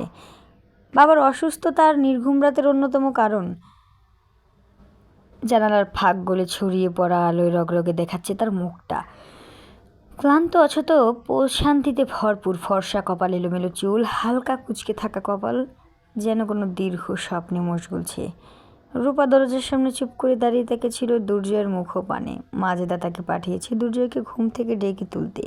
বাড়ির সকলের জল খাবারের পর্ব চুকে গেছে, এবার ছোট ছেলের পেটে দুদানা পড়লে তার শান্তি। রূপা তার বুকের ভেতরের উত্তেজনার কাঁপন অনুভব করতে পারছিল। আচমকা গর্জে ওঠার হৃদস্পন্দনের ধুকপুকানিও শ্রবণগোচর হলো তার। শ্বাস প্রশ্বাস ভারী। আলগোছে পা টিপে টিপে ঘরে প্রবেশ করলো রূপা। যেহেতু দরজা ভেজানো ছিল, ভেতরে নিঃশব্দে ঢুকতে কষ্ট হয়নি। বুকের পা পাশে হাত রেখে থমকে দাঁড়ায় দুর্জয়ের খাটের পাশে। মুখের ওপর খানিকটা ঝুঁকে সন্দেহ দমন করে, না সত্যি ঘুমাচ্ছে। একটা অদ্ভুত টান আছে রূপার তার দুর্জয় ভাইয়ের প্রতি। বিষয়টি সম্পর্কে অবগত সে বহু আগে থেকে। দূরত্ব বাসা বেঁধেছিল, অনুভূতি প্রকাশের সময় তাকে দেওয়া হয়নি। যদি অল্প বয়সী মেয়েদের অনুভূতির উপসংহারের পেছনে অবহেলা অন্যতম কারণ, আজ কেন যেন সেই ব্যবধান ভুলে যেতে চাইছে রূপা। শরীর জুড়ে অদ্ভুত আসক্তির জোয়ার। দূরত্ব ঘোচানোর তীব্র এক তাড়না যেন হৃদয়ের গোপন প্রকোষ্ঠ থেকে মাথাচাড়া দিয়ে উঠছে বারবার। রূপা দুর্জয়ের নিকট আরও ঝুঁকল। তার নিঃশ্বাসের ওঠানামা, হালকা গোগো শব্দ, সব কিছুই যেন মন ছুঁয়ে যাচ্ছে অদৃশ্য সুরে। ঈশ্বর, আমার যদি কোনো অধিকার থাকতো তোমার উপর দুর্জয় ভাই। মনের গভীরে গচ্ছিত নিকট থমকে দাঁড়ায় ঠোঁটের দ্বার প্রান্তে। অস্ফুটে উচ্চারিত হয় না কিছু। রূপা জ্ঞাত, এই মুহূর্তের পুনরাবৃত্তি হয়তো আর ঘটবে না। এই ঘুমন্ত মানুষ, ঘরের নিরাপত্তা এইসব চিরন্তন নয়। কাজে আজ সে নিজেকে একটু সাহসী করে তুলতে চায়। তীর তীর করে কাপা ঠোঁট ঠেকিয়ে দেয় দুর্জয়ের কপালে।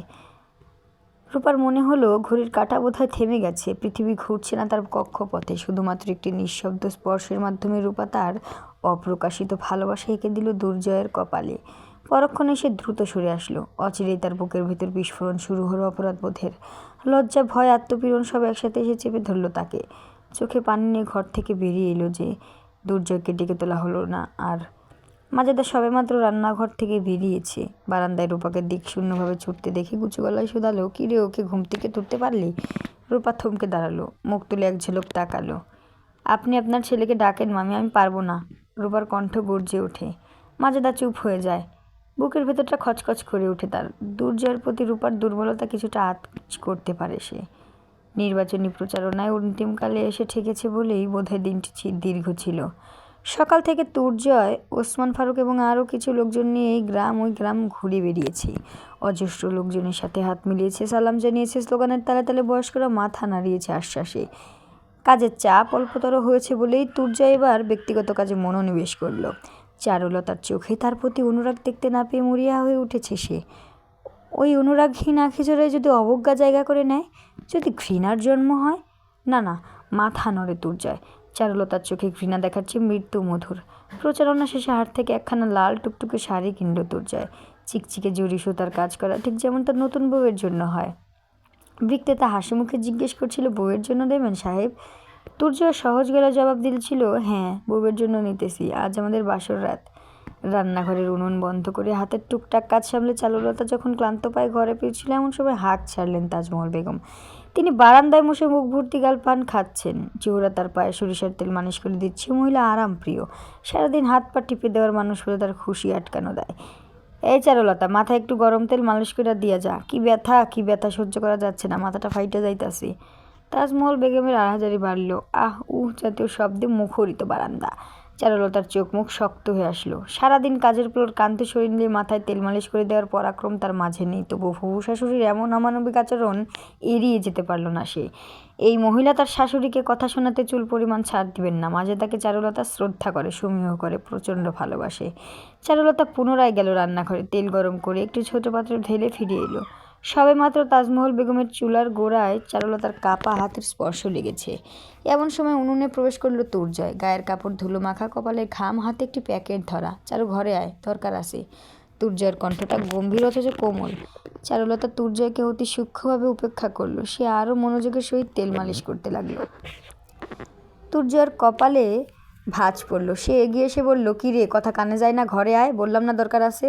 চারুলতা এবার কিছু বলার আগেই তাজমহল বেগম ফোঁস করে উঠলেন। ওরে ডাকতেছোস কেন? দেখতেছোস না আমার মাথায় তেল দিয়া দিতাছে? তুর্জয় ফুপুর দিকে অগ্নি দৃষ্টিতে তাকালো, বলল, চারুলতার এখনও পুরোপুরি সুস্থ না, এরপরেও সারাদিন বাড়ির কাজ করছে, এখন ওরে খাটানোর মানে কি?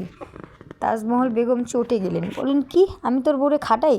শুধু আমার বউকে না, ফাহিমের বউকেও ছাড় দিতেছেন না। আপনার শরীর টেপার জন্য, চুলের তেল মাখার জন্যই দেখি 2জন মানুষ লাগবে। বাস খাই গলায় তাজমহল বেগম জবাব দেন, রাত হয়েছে তো, শরীর জায়গা উঠছে, এই জন্যই বউয়ের জন্য দরও তো উতলাইয়া পড়তাছে। এই চারুলতা, যা তুই, তেল দিয়া দিতে হইব না, স্বামীর সেবা কর গিয়া, পুণ্য হইব। চারুলতা নিমজ্জিত গলায় তুর্জয়কে উদ্দেশ্য করে বলল, আপনি ঘরে যান, আমি একটু পর আসতাছি। তুর্জয় কোনো কথা বলল না। এগিয়ে এসে চারুলতার হাত ধরে টানতে টানতে ঘরের ভিতরে নিয়ে গেল। বারান্দা থেকে তাজমহল বেগমের বিশ্রী যত সব কথা শোনা যাচ্ছে। যদিও তুর্জয় সে বিষয়ে নির্বিকার। সে ঘরে ঢুকে শাড়ির প্যাকেট চারুলতার দিকে এগিয়ে দিল। নিজের ভিতরের ভার নিয়ন্ত্রণ করে চারুলতাকে প্রশ্ন ছুড়ে দেয়, এইটা কি, খুইলা দেখো। চারুলতা আগ্রহ ভরে প্যাকেটটি খুলল। বেরিয়ে এলো লাল রঙের সুন্দর শাড়িটি। সেটি হাতে নিয়ে থতমত খেয়ে দাঁড়িয়ে রইল চারুলতা। নিঃশব্দে তাকিয়ে রইল তুর্জয়ের দিকে, যেন তার রক্ষীজোড়া জানতে চাইছে এসবের মানে কি। সে চোখের ভাষা পড়ে ফেলল তুর্জয়। বলল, এই শাড়িটা তোর জন্য আনছি। কেন? অবাক স্বরে শুধালো চারুলতা। তোর সাথে করা অন্যায়ের প্রায়শ্চিত্ত করতে চাই। চারুলতা চমকে উঠল। প্রায়শ্চিত্ত?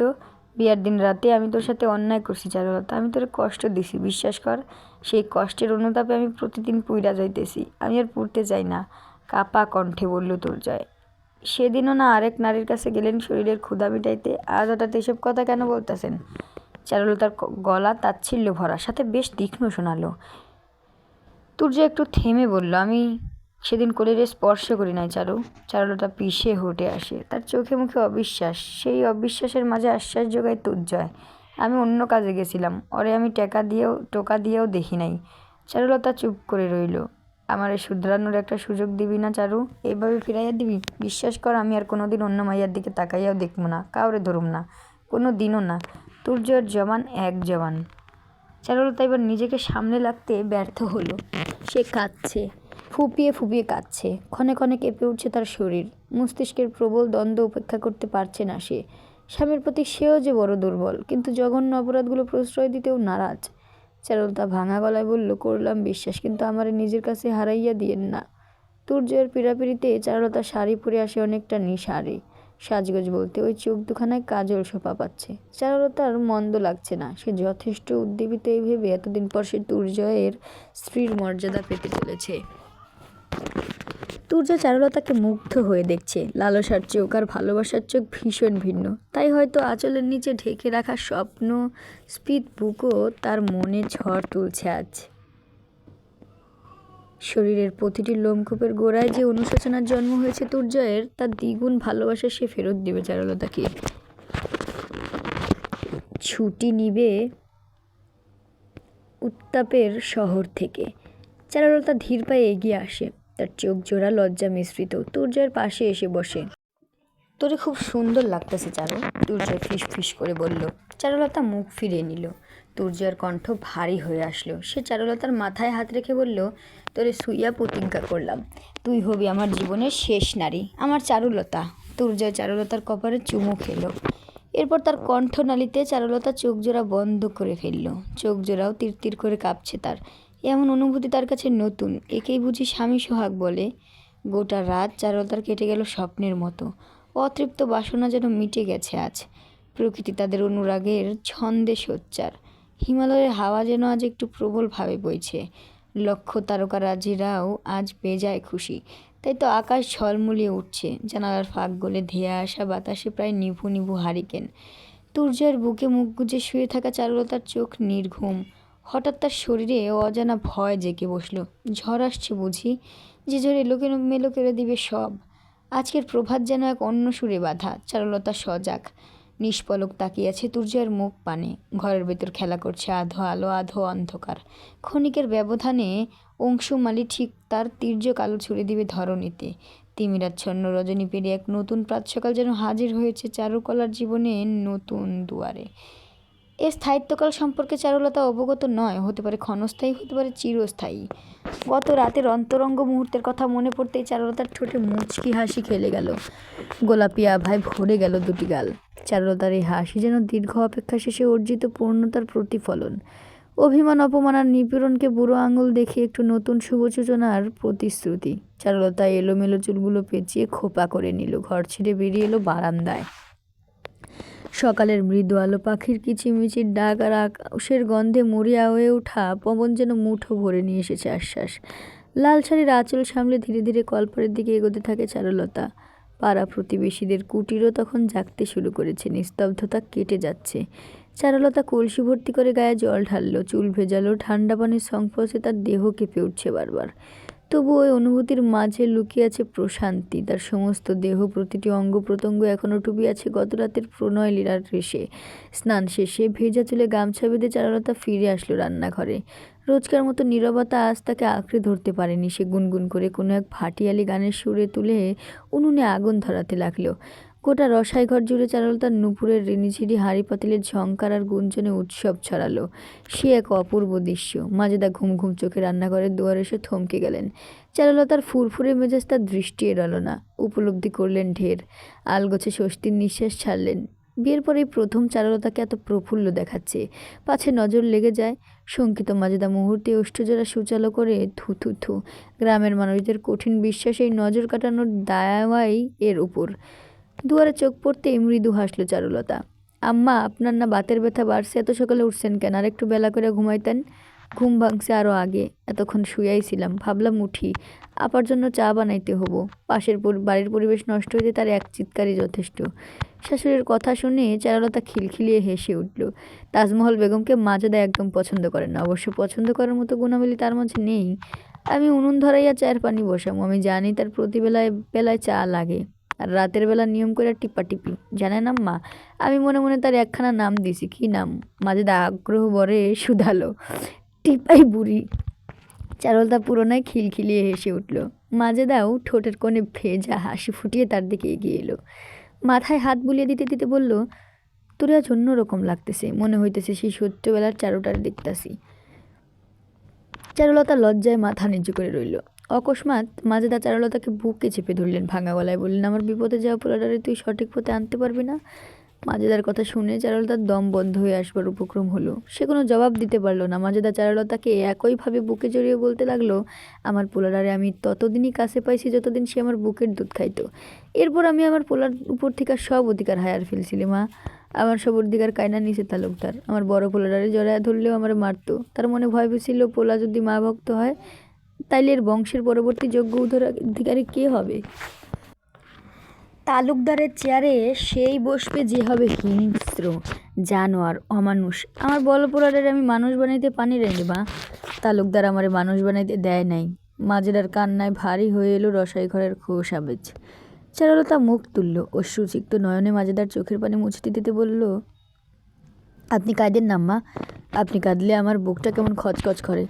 মাজেদা এবার শিশুদের মতো একটু আবদার করে বসলো। তুই আমার কথা দে চারুলতা, আমার পোলারে তুই মানুষে পরিণত করবি। কথা দে, আমি যেটা পারি নাই সেটা তুই কইরা দেখাবি। আমার শুয়া বল মা, পারবি না? এত বড় প্রতিজ্ঞার অর্থ কিংবা মর্মের বোধগম্যতা একজন পঞ্চাদশী বধূ ঠিক কতখানি ধারণ করে তা অজ্ঞাত। তবুও ক্রন্দনরত মাতৃসমা শাশুড়ির আবদার হেরাফেরা করবার মতো কঠিন মন চারুলতার আয়ত্তের বাইরে।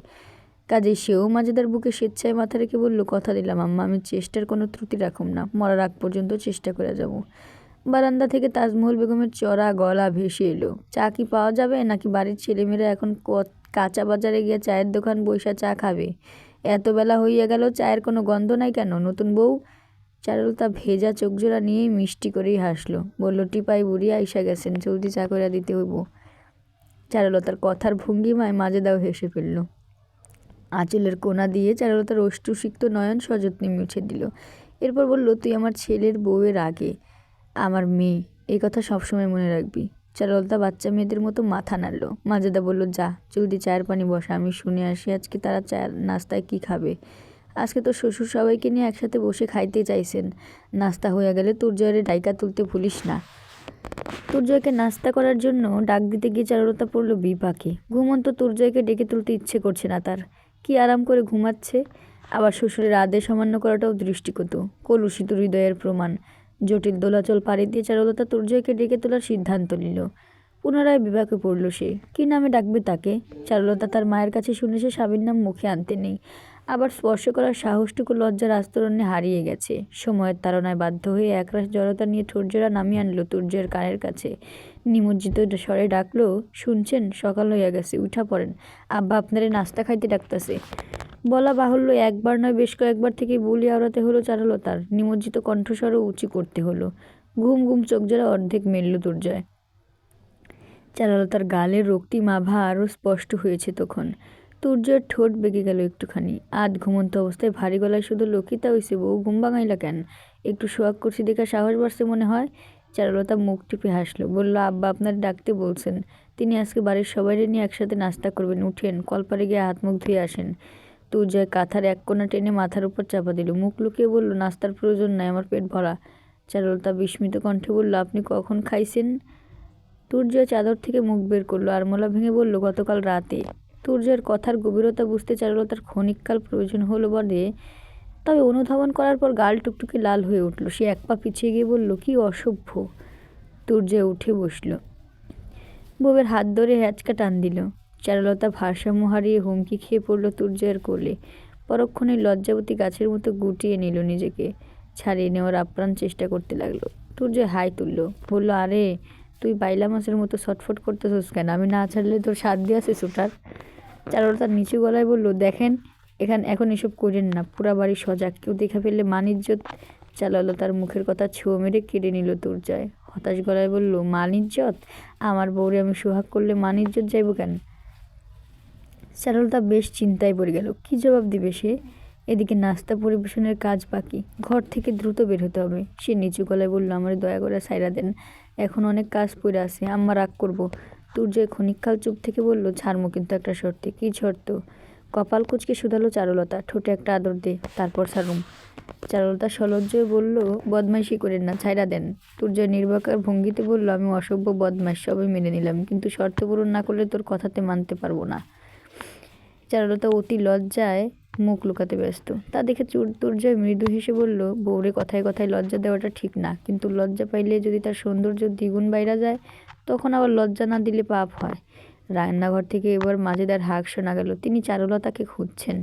কান খাড়া করে তুর্জয় সেই ডাক শুনল। পরক্ষণে পুনরায় হাই তুলে বলল, তোর কিন্তু দেরি হয়ে যাইতেছে, শর্ত পূরণ না করলে আমি তোর ছাড়তেছি না। চারুলতা চোখ মুখ শক্ত করে বসে আছে। গতকাল তো নিজের সবটুকু স্বেচ্ছায় সঁপে দিয়েছে স্বামীকে, তবে আজ কেন লাজে মরছে সে? তুর্যের শক্ত বাঁধন ঢিলে হওয়ার কোনো নিদর্শন নেই। সে তার জবানে অনড়, তার চোখে মুখে দুষ্টুমি অস্তিমান। চারুলতাকে আয়েশ করে কোলে বসিয়ে মাথা নেড়ে নেড়ে কোনো এক গানের তাল দিচ্ছে থে, গুনগুনিয়ে তুলেছে সুর। মাজেদার হাঁক আরও উচ্চ রব। এবার পন্থা খুঁজে না পেয়ে চারুলতা তুর্জয়ের থুতনি ধরল। মুহূর্তেই থেমে গেল তুর্জয়ের গুঞ্জন, মাথা হয়ে গেল স্থির। চারুলতা চোখ বন্ধ রেখে স্বামীর আবদার পূরণ করল। তুর্জয় হাতের বাঁধন হালকা করে দিল। চারুলতা বোধহয় এই সময়টুকুর অপেক্ষায় অবহিত ছিল। এক ঝটকায় নিজেকে সারিয়ে ছুটে দরজার দিকে গেল। তুর্জয় পলকহীন তাকিয়ে আছে স্ত্রীর দিকে। চারুলতা দরজার আড়ালে গিয়ে উঁকি দিয়ে বলল, আপনি আসলে অনেক অসভ্য। চারুলতার নুপুরের শব্দ মিলিয়ে গেল অচিরেই। তুর্জয় তার আভ্যাস মতো বিড়ি ধরালো, থোয়া ছেড়ে মুচকি হাসলো। সে আপন মনে বলে উঠল, আমি শুধু অসভ্য নরে চারু, আমি অমানুষ, নিকৃষ্ট পাপী, যে হয়তো কোনোদিনও মানুষ হয়ে পড়তে পারবে না, আর পুণ্যের ঘরে ফিরতে পারবে না, কোনোদিন না। তালুকদার বাড়ির আজকের নাস্তার আয়োজন কেবল খাদ্য গ্রহণের মাঝে সীমাবদ্ধ নয়। নাস্তার ফাঁকে আর চলবে শালা পরামর্শ, প্রশ্ন পরবর্তী পদক্ষেপের সিদ্ধান্ত।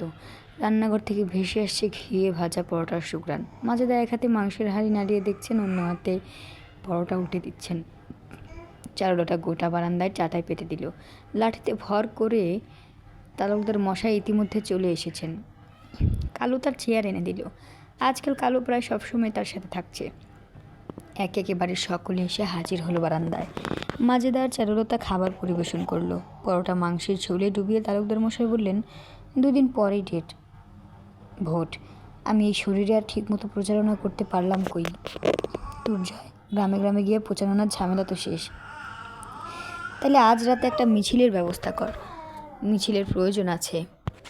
তাজমহল বেগম তৃপ্তি ভরে মাংস চেবানোর এক ফাঁকে বললেন, কও কি ভাই, রূপারে নিয়ে একটু বাইরে হইলাম সেদিন, গ্রামের সব জায়গায় তো সবাই তোমার নামই জপতেছে, তুমি চেয়ারম্যান হবা। তালুকদার মশাই হাসলেন। সেই হাসিতে দম্ভ অহংকার মাথা নেড়ে বললেন, এত বছর বিনা পয়সায় গ্রামের এত সালিশ সামলাইছি, উপকার করছি, ভোট তো গ্রামবাসীর কাছে আমার পাওনা, হকের মধ্যে পড়ে। জোহরা ফাহিমের কানে কানে বলল, তুমিও তো অনেক ঘাটবার পারো, মাথার মধ্যে ফিসলা বুদ্ধি, চাচারে কইয়া একটু কিছু করবার পারো না? ফাহিম সতর্কতার সহিত নিচু স্বরে বলল, পাগল বেডিগো মতো কথা কইও না তো, হুট করে চাচারে আমি কি বলবো? জোহরা দাঁত মুখ খিচিয়ে বলল, কিছুই বলা লাগবো না, তোর কিছু করাও লাগবো না, ভাইগুলা চেয়ারে বসে আয়েশ করবো, আর তুই সারা জীবন তাগো চাকর হইয়া ঘুরিস, বলদের বাচ্চা বলদ। ফাহিম কাশি দিয়ে উঠল, ভাবভঙ্গিতে স্পষ্ট অস্বস্তি। এত কথার ভিড়ে দুর্জয়ের নীরবতা তাজমহল বেগমের দৃষ্টিগোচর হলো। তিনি শুধালেন, কিরে দুর্জয়, আজকাল তোলে খুব চুপচাপ দেখতেছি, কি হয়েছে রে? মুখে দেখি কোনো কথাই নেই। রূপা আর চোখে একবার দুর্জয়ের দিকে তাকালো, পরক্ষণেই চোখ ফিরিয়ে নিল। দুর্জয় মাথা নিচু করে গোগ্রাসে গিলছিল। সে দীর্ঘতিতে মাথা তুলল, সহজ গলায় বলল, আমি ঢাকায় ফিরে যেতে চাই। তখন সবে আরাম করে চায়ের কাপে চুমুক দিচ্ছিলেন তালুকদার মশাই। কথাটা শুনে কপালে ভাঁজ পড়ল তার। সবাই একযোগে তাকালো দুর্জয়ের দিকে। ঢাকা ফিরবে এই সময়, 2 দিন পর ভোট। তালুকদার মশাইয়ের কণ্ঠ গাঢ় হলো, ভাইয়া তো আছেন, সব সামলে নেবেন, আমার থাকা না থাকা সমান, এছাড়া আমার ভার্সিটিতে কিছু কাজও আছে। দুর্জয় বলল, অন্তত ভোটের পরে যা। দুর্জয় মুখ ফিরিয়ে নিল, বলল, আমার এসব রাজনীতিতে কোনো আগ্রহ নেই। তালুকদার মশাই এবার গলা চড়িয়ে বলে উঠলেন, রাজনীতিতে আগ্রহ নয় মানে? আমার পোলা হয়ে এই কথা বলতে তোর লজ্জা করলো না? কোথায় বাপের সমর্থক হবি তা না ঢাকা ফিরবে? কথা শেষ করেই খুক খুক করে কাশতে লাগলেন তালুকদার। দুর্জয় নির্গাব্বাক গলায় বলল, আপনাকে সমর্থন করার মতো একটা উপযুক্ত কারণ দেখাতে পারবেন না। আপনি কারো ভালো চাইলেও তার পেছনে স্বার্থ থাকে। তাজমহল বেগম চটে গেলেন, পড়াশোনা শিখা দিয়ে বেয়াদব হইতেছোস, এসব শেখাই তোদের ভার্সিটিতে? তালুকদার মশাই ছোট ছেলের ব্যবহারে ব্যথিত হলেন। খাবার ফেলে সোজা ঘরে চলে গেলেন। তাজমহল বেগম এখনও বুকেই চলেছেন। শুধু মাজেদার চোখে মুখে জয়ের চিহ্ন ফুটে উঠল। ছোট ছেলেকে নিয়ে তার ভীষণ গর্ব হচ্ছে আজ। হালকা কুয়াশার চাদরে জড়ানো তেঘরিয়ার নদীপথ আজ মহাব্যস্ত। দলে দলে নৌকা এসে ভিড়ছে কাঁচা বাজার সংলগ্ন ঘাটে। আজ হাটবার নয়, কাঁচা বাজারের দোকানগুলোও বন্ধ। তবুও এই সমাগমের কারণ আজ ইউনিয়ন পরিষদের নির্বাচন। ভোট কেন্দ্রটা তৈরি করা হয়েছে প্রাইমারি স্কুলের ছোট্ট ঘরটিতে। ব্যালট বাক্স, লাল রঙের ছাপ মারা সিল সব চলে এসেছে সদর দপ্তর থেকে। আশেপাশের হাওড়া অঞ্চলের মানুষজনও চলে এসেছে ও সূর্য উঁকি দেওয়ার আগে। গত রাতে তারা চোখের দুপাতা এক করেনি। তালুকদার মশাইয়ের উন্নয়নের লোভনীয় প্রস্তাবগুলো তাদের নিদ্রাহীনতার মূল কারণ। গ্রামের সহজ সরল মানুষগুলো ধরেই নিয়েছে তালুকদার একবার গদি পেলে দুঃখ খুঁজবে বহু মানুষের। এই তো কদিন আগের কথা, কমলের মা পা ফেলছিল তালুকদার বাড়ির চৌকাঠে। চোখ মুছে আঁচলের গিট থেকে পান বের করে চিবুতে চিবুতে বলেছিল, মশাই পোলাডারে আইএ পাশ করাইলাম, একটু চাকরির ব্যবস্থা যদি কইরা দিতেন। আপনি ছাড়া আমাকে আর কে আসে, আপনি তো আমাকে খোদা। তালুকদার মশাই জিভ কেটে গম্ভীর গলায় উত্তর করেছিলেন, মান্য করো ভালো কথা, শিরক কইরো না, আল্লাহ গোস্বা হইলে পোলা আজীবন চাকরি ছাড়া থাইকা যাবে। নির্বাচনটা শেষ হোক, ভোটের ফলাফল আসুক, আল্লাহর হুকুমেই কমলের একটা গদি কইরা দিব। বুড়ো জেলে শরীফ মিয়া গামছায় মুখ মুছে দুঃখ ভারাক্রান্ত মরে বলেছিল, বর্ষায় তো নৌকা বাঁধার জায়গায় থাকে না, মাটির পাড় ধইরা নামতে গেলে গিরা ভাঙে। এই যন্ত্রণা লাঘব হইব কবে মশাই? তালুকদার মৃদু হেসে জবাব দিয়েছিলেন, গিরা ভাঙার খবর আমি জানি, সেজন্যই তো চেয়ারম্যান হইতে চাই। আপনাদের দুঃখ কি আমার দুঃখ না?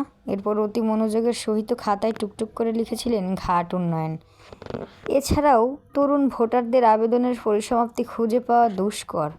অফগ্রিড এলাকাতে বিদ্যুৎ ব্যবস্থা, নেটওয়ার্ক টাওয়ার, উন্নত গ্যাসের লাইন চাওয়ার লিস্ট যেন এই কয়দিনে হিমালয় স্পর্শ করেছে। অসুস্থ শরীরেও মুচকি হেসে দৃঢ় আশ্বাসে সুষ্ঠুভাবে পরিস্থিতি সামলেছেন তালুকদার মশাই। সব আগে আগে প্রয়োজন গদি। বোধহয় এই আশ্বাসের ভরসায় আজ জনাকীর্ণ তেঘরিয়ার ভোট কেন্দ্র। ভোট গ্রহণ শুরু হলো। মোট ফটকে নির্বিকার ভঙ্গিতে দাঁড়িয়ে আছেন দুইজন পুলিশ। চোখে মুখে অনাগ্রহ। পুলিশের পাশে আরও কিছু যুবক নিয়ে দাঁড়িয়ে আছে ফারুক এবং ওসমান। তাদের মাঝে ভেতরে ঘটে যাওয়া ঘটনা লুকিয়ে রাখার নির্লজ্জ প্রয়াস। পাখি জেগে ওঠার আগে জনতা জমতে শুরু করেছিল স্কুলের প্রাঙ্গণে, অথচ বুথে ঢোকার চেয়ে বিরক্তি নিয়ে বের হওয়া যাওয়া মানুষের সংখ্যা অধিক। তাদের মাঝে এক ধরনের অস্থিরতা বিদ্যমান। সেই অস্থিরতা ছড়িয়ে পড়েছে বাতাসে। এক বৃদ্ধ উদ্বিগ্ন চেহারায় বেরিয়ে এলে বুথ থেকে। তিনি পাশের গ্রাম থেকে এসেছেন। পায়ে ধুলো মাখা সাদা শার্ট, কাঁধে গামছা, নাম তার হাফিজ মোল্লা। লুঙ্গি উঁচু করে তিনি হাঁপাতে হাঁপাতে বলে উঠলেন, আরে ভাই, আমার ভোট তো আগেই পড়ে গেছে। এটা কেমন কথা? আমি তো হাতে ব্যালটই পেলাম না। আমার ভোট দিল কারা? তার কথার ভারে মুখ চাপাচাপি শুরু হলো। বুথ অফিসার সব শুনেও না শোনার ভান করে রইলেন। তুর্যার পায়ের উপর পা তুলে আলিশান ভঙ্গিতে বসে আছে চেয়ারে। তার সামনে সাদা কাগজে নীল দাগ বসেছে একটার পর একটা। কলসি প্রতীকে ছাপ পড়েছে এত দ্রুত যেন একটি ছাপাখানা। আধুনিক মেশিনে ভোট ছাপার কাজ চলছে। নাম দেখা হচ্ছে, তালিকা মেলানো হচ্ছে, কিন্তু নামের সঙ্গে মুখের কোনো মিল খোঁজা হচ্ছে না। বেলা যত গড়ালো এই ইউনিয়নের ভোটার নয় এমন লোকের আনাগোনাও বৃদ্ধি পেল। একা নয়, দল বেঁধে জোয়ারের মতো একতরফা ফলাফলের অগ্রিম পূর্বাভাস পেল ভোট দিতে আসা মানুষগুলো। তাদের চোখের ঘোলাটে বিশ্বাস ততক্ষণে মিলিয়ে গিয়েছে। একজন নিজেকে সামলাতে না পেরে অস্পষ্ট শব্দে বলে উঠলেন, এই ভোট কি আমরা দিলাম না তারা নিজেরাই নিয়ে গেল? তেঘরিয়ার ভোট কেন্দ্র যখন গণতন্ত্রের উপহাসে ব্যস্ত, তুর্যের তদারকিতে ভোট চুরি হলো খুব সহজেই। সাইফুর উপস্থিত না থেকেও তালুকদার মশাইকে দেওয়া কথা রাখতে সক্ষম হলো কেবলমাত্র ক্ষমতার জোরে। তখন গোধূলিবেলা। ক্লান্ত পাখিরা নিড়ে ফিরছে পাখা ঝাপটিয়ে। এমন সময় যেন হাওরের বুক ফুঁড়ে বেরিয়ে এলো এক বিস্ফোরণ। ভোট কেন্দ্রের ভেতর থেকে একদল যুবক দৌড়াতে দৌড়াতে বেরিয়ে এলো স্কুলের আঙিনায়। উচ্ছ্বাস মাখা গলায় তারা চিৎকার করে উঠল, তালুকদার মশাই জিতা গেছেন। উল্লাসের সেই ঢেউয়ে তালুকদার মশাইয়ের অন্ধভক্তরা অংশগ্রহণ করল। স্কুলের মূল ফটক থেকে শুরু হলো বিজয় মিছিল। সে মিছিল ছুটে চলেছে তালুকদার বাড়ির দিকে। সবার আগে দাঁড়িয়ে আছে তুর্জয়। বাবার জয়ের আনন্দে আত্মহারা সে। এলোমেলো চুল, পাঞ্জাবির বোতাম দুটি খোলা, লোমশ ঘামে সিক্ত বুক, ক্লান্ত শরীরেও ফারুক এবং ওসমানের গলা ধরে উন্মাদের মতো নাচছে সে। গ্রামবাসীরা উপভোগ করছে অতি বিরল দৃশ্য। পেছনে বাঁশি মাজল, ঢোলের উচ্চধ্বনি। কেউ আবার হাওরের শুকনো কচু গাছ দিয়ে তুড়ি বাজাচ্ছে, স্লোগান তুলছে সবাই, জিতছে রে ভাই, জিতছে, তালুকদার মশাই জিতছে। আনন্দ জোয়ার গিয়ে থামলো তালুকদার বাড়ির গেটের সামনে। কালু এসে প্রবেশদ্বার উন্মুক্ত করে দিল। হাসি মুখে বারান্দায় এসে দাঁড়ালেন তালুকদার মশাই। গায়ে ধবধবে সাদা পাঞ্জাবি পায়জামা, মাথায় টুপি, চেহারা নব উদ্ধত্ত। তার মুচকি হাসি প্রথমবারের মতো রাজনীতির ময়দানে নেমে ছক্কা মেরে দেবার দম্ভ বহন করছে। বাড়ির বাকি সদস্যরাও ততক্ষণে বাহিরে চলে এসেছে।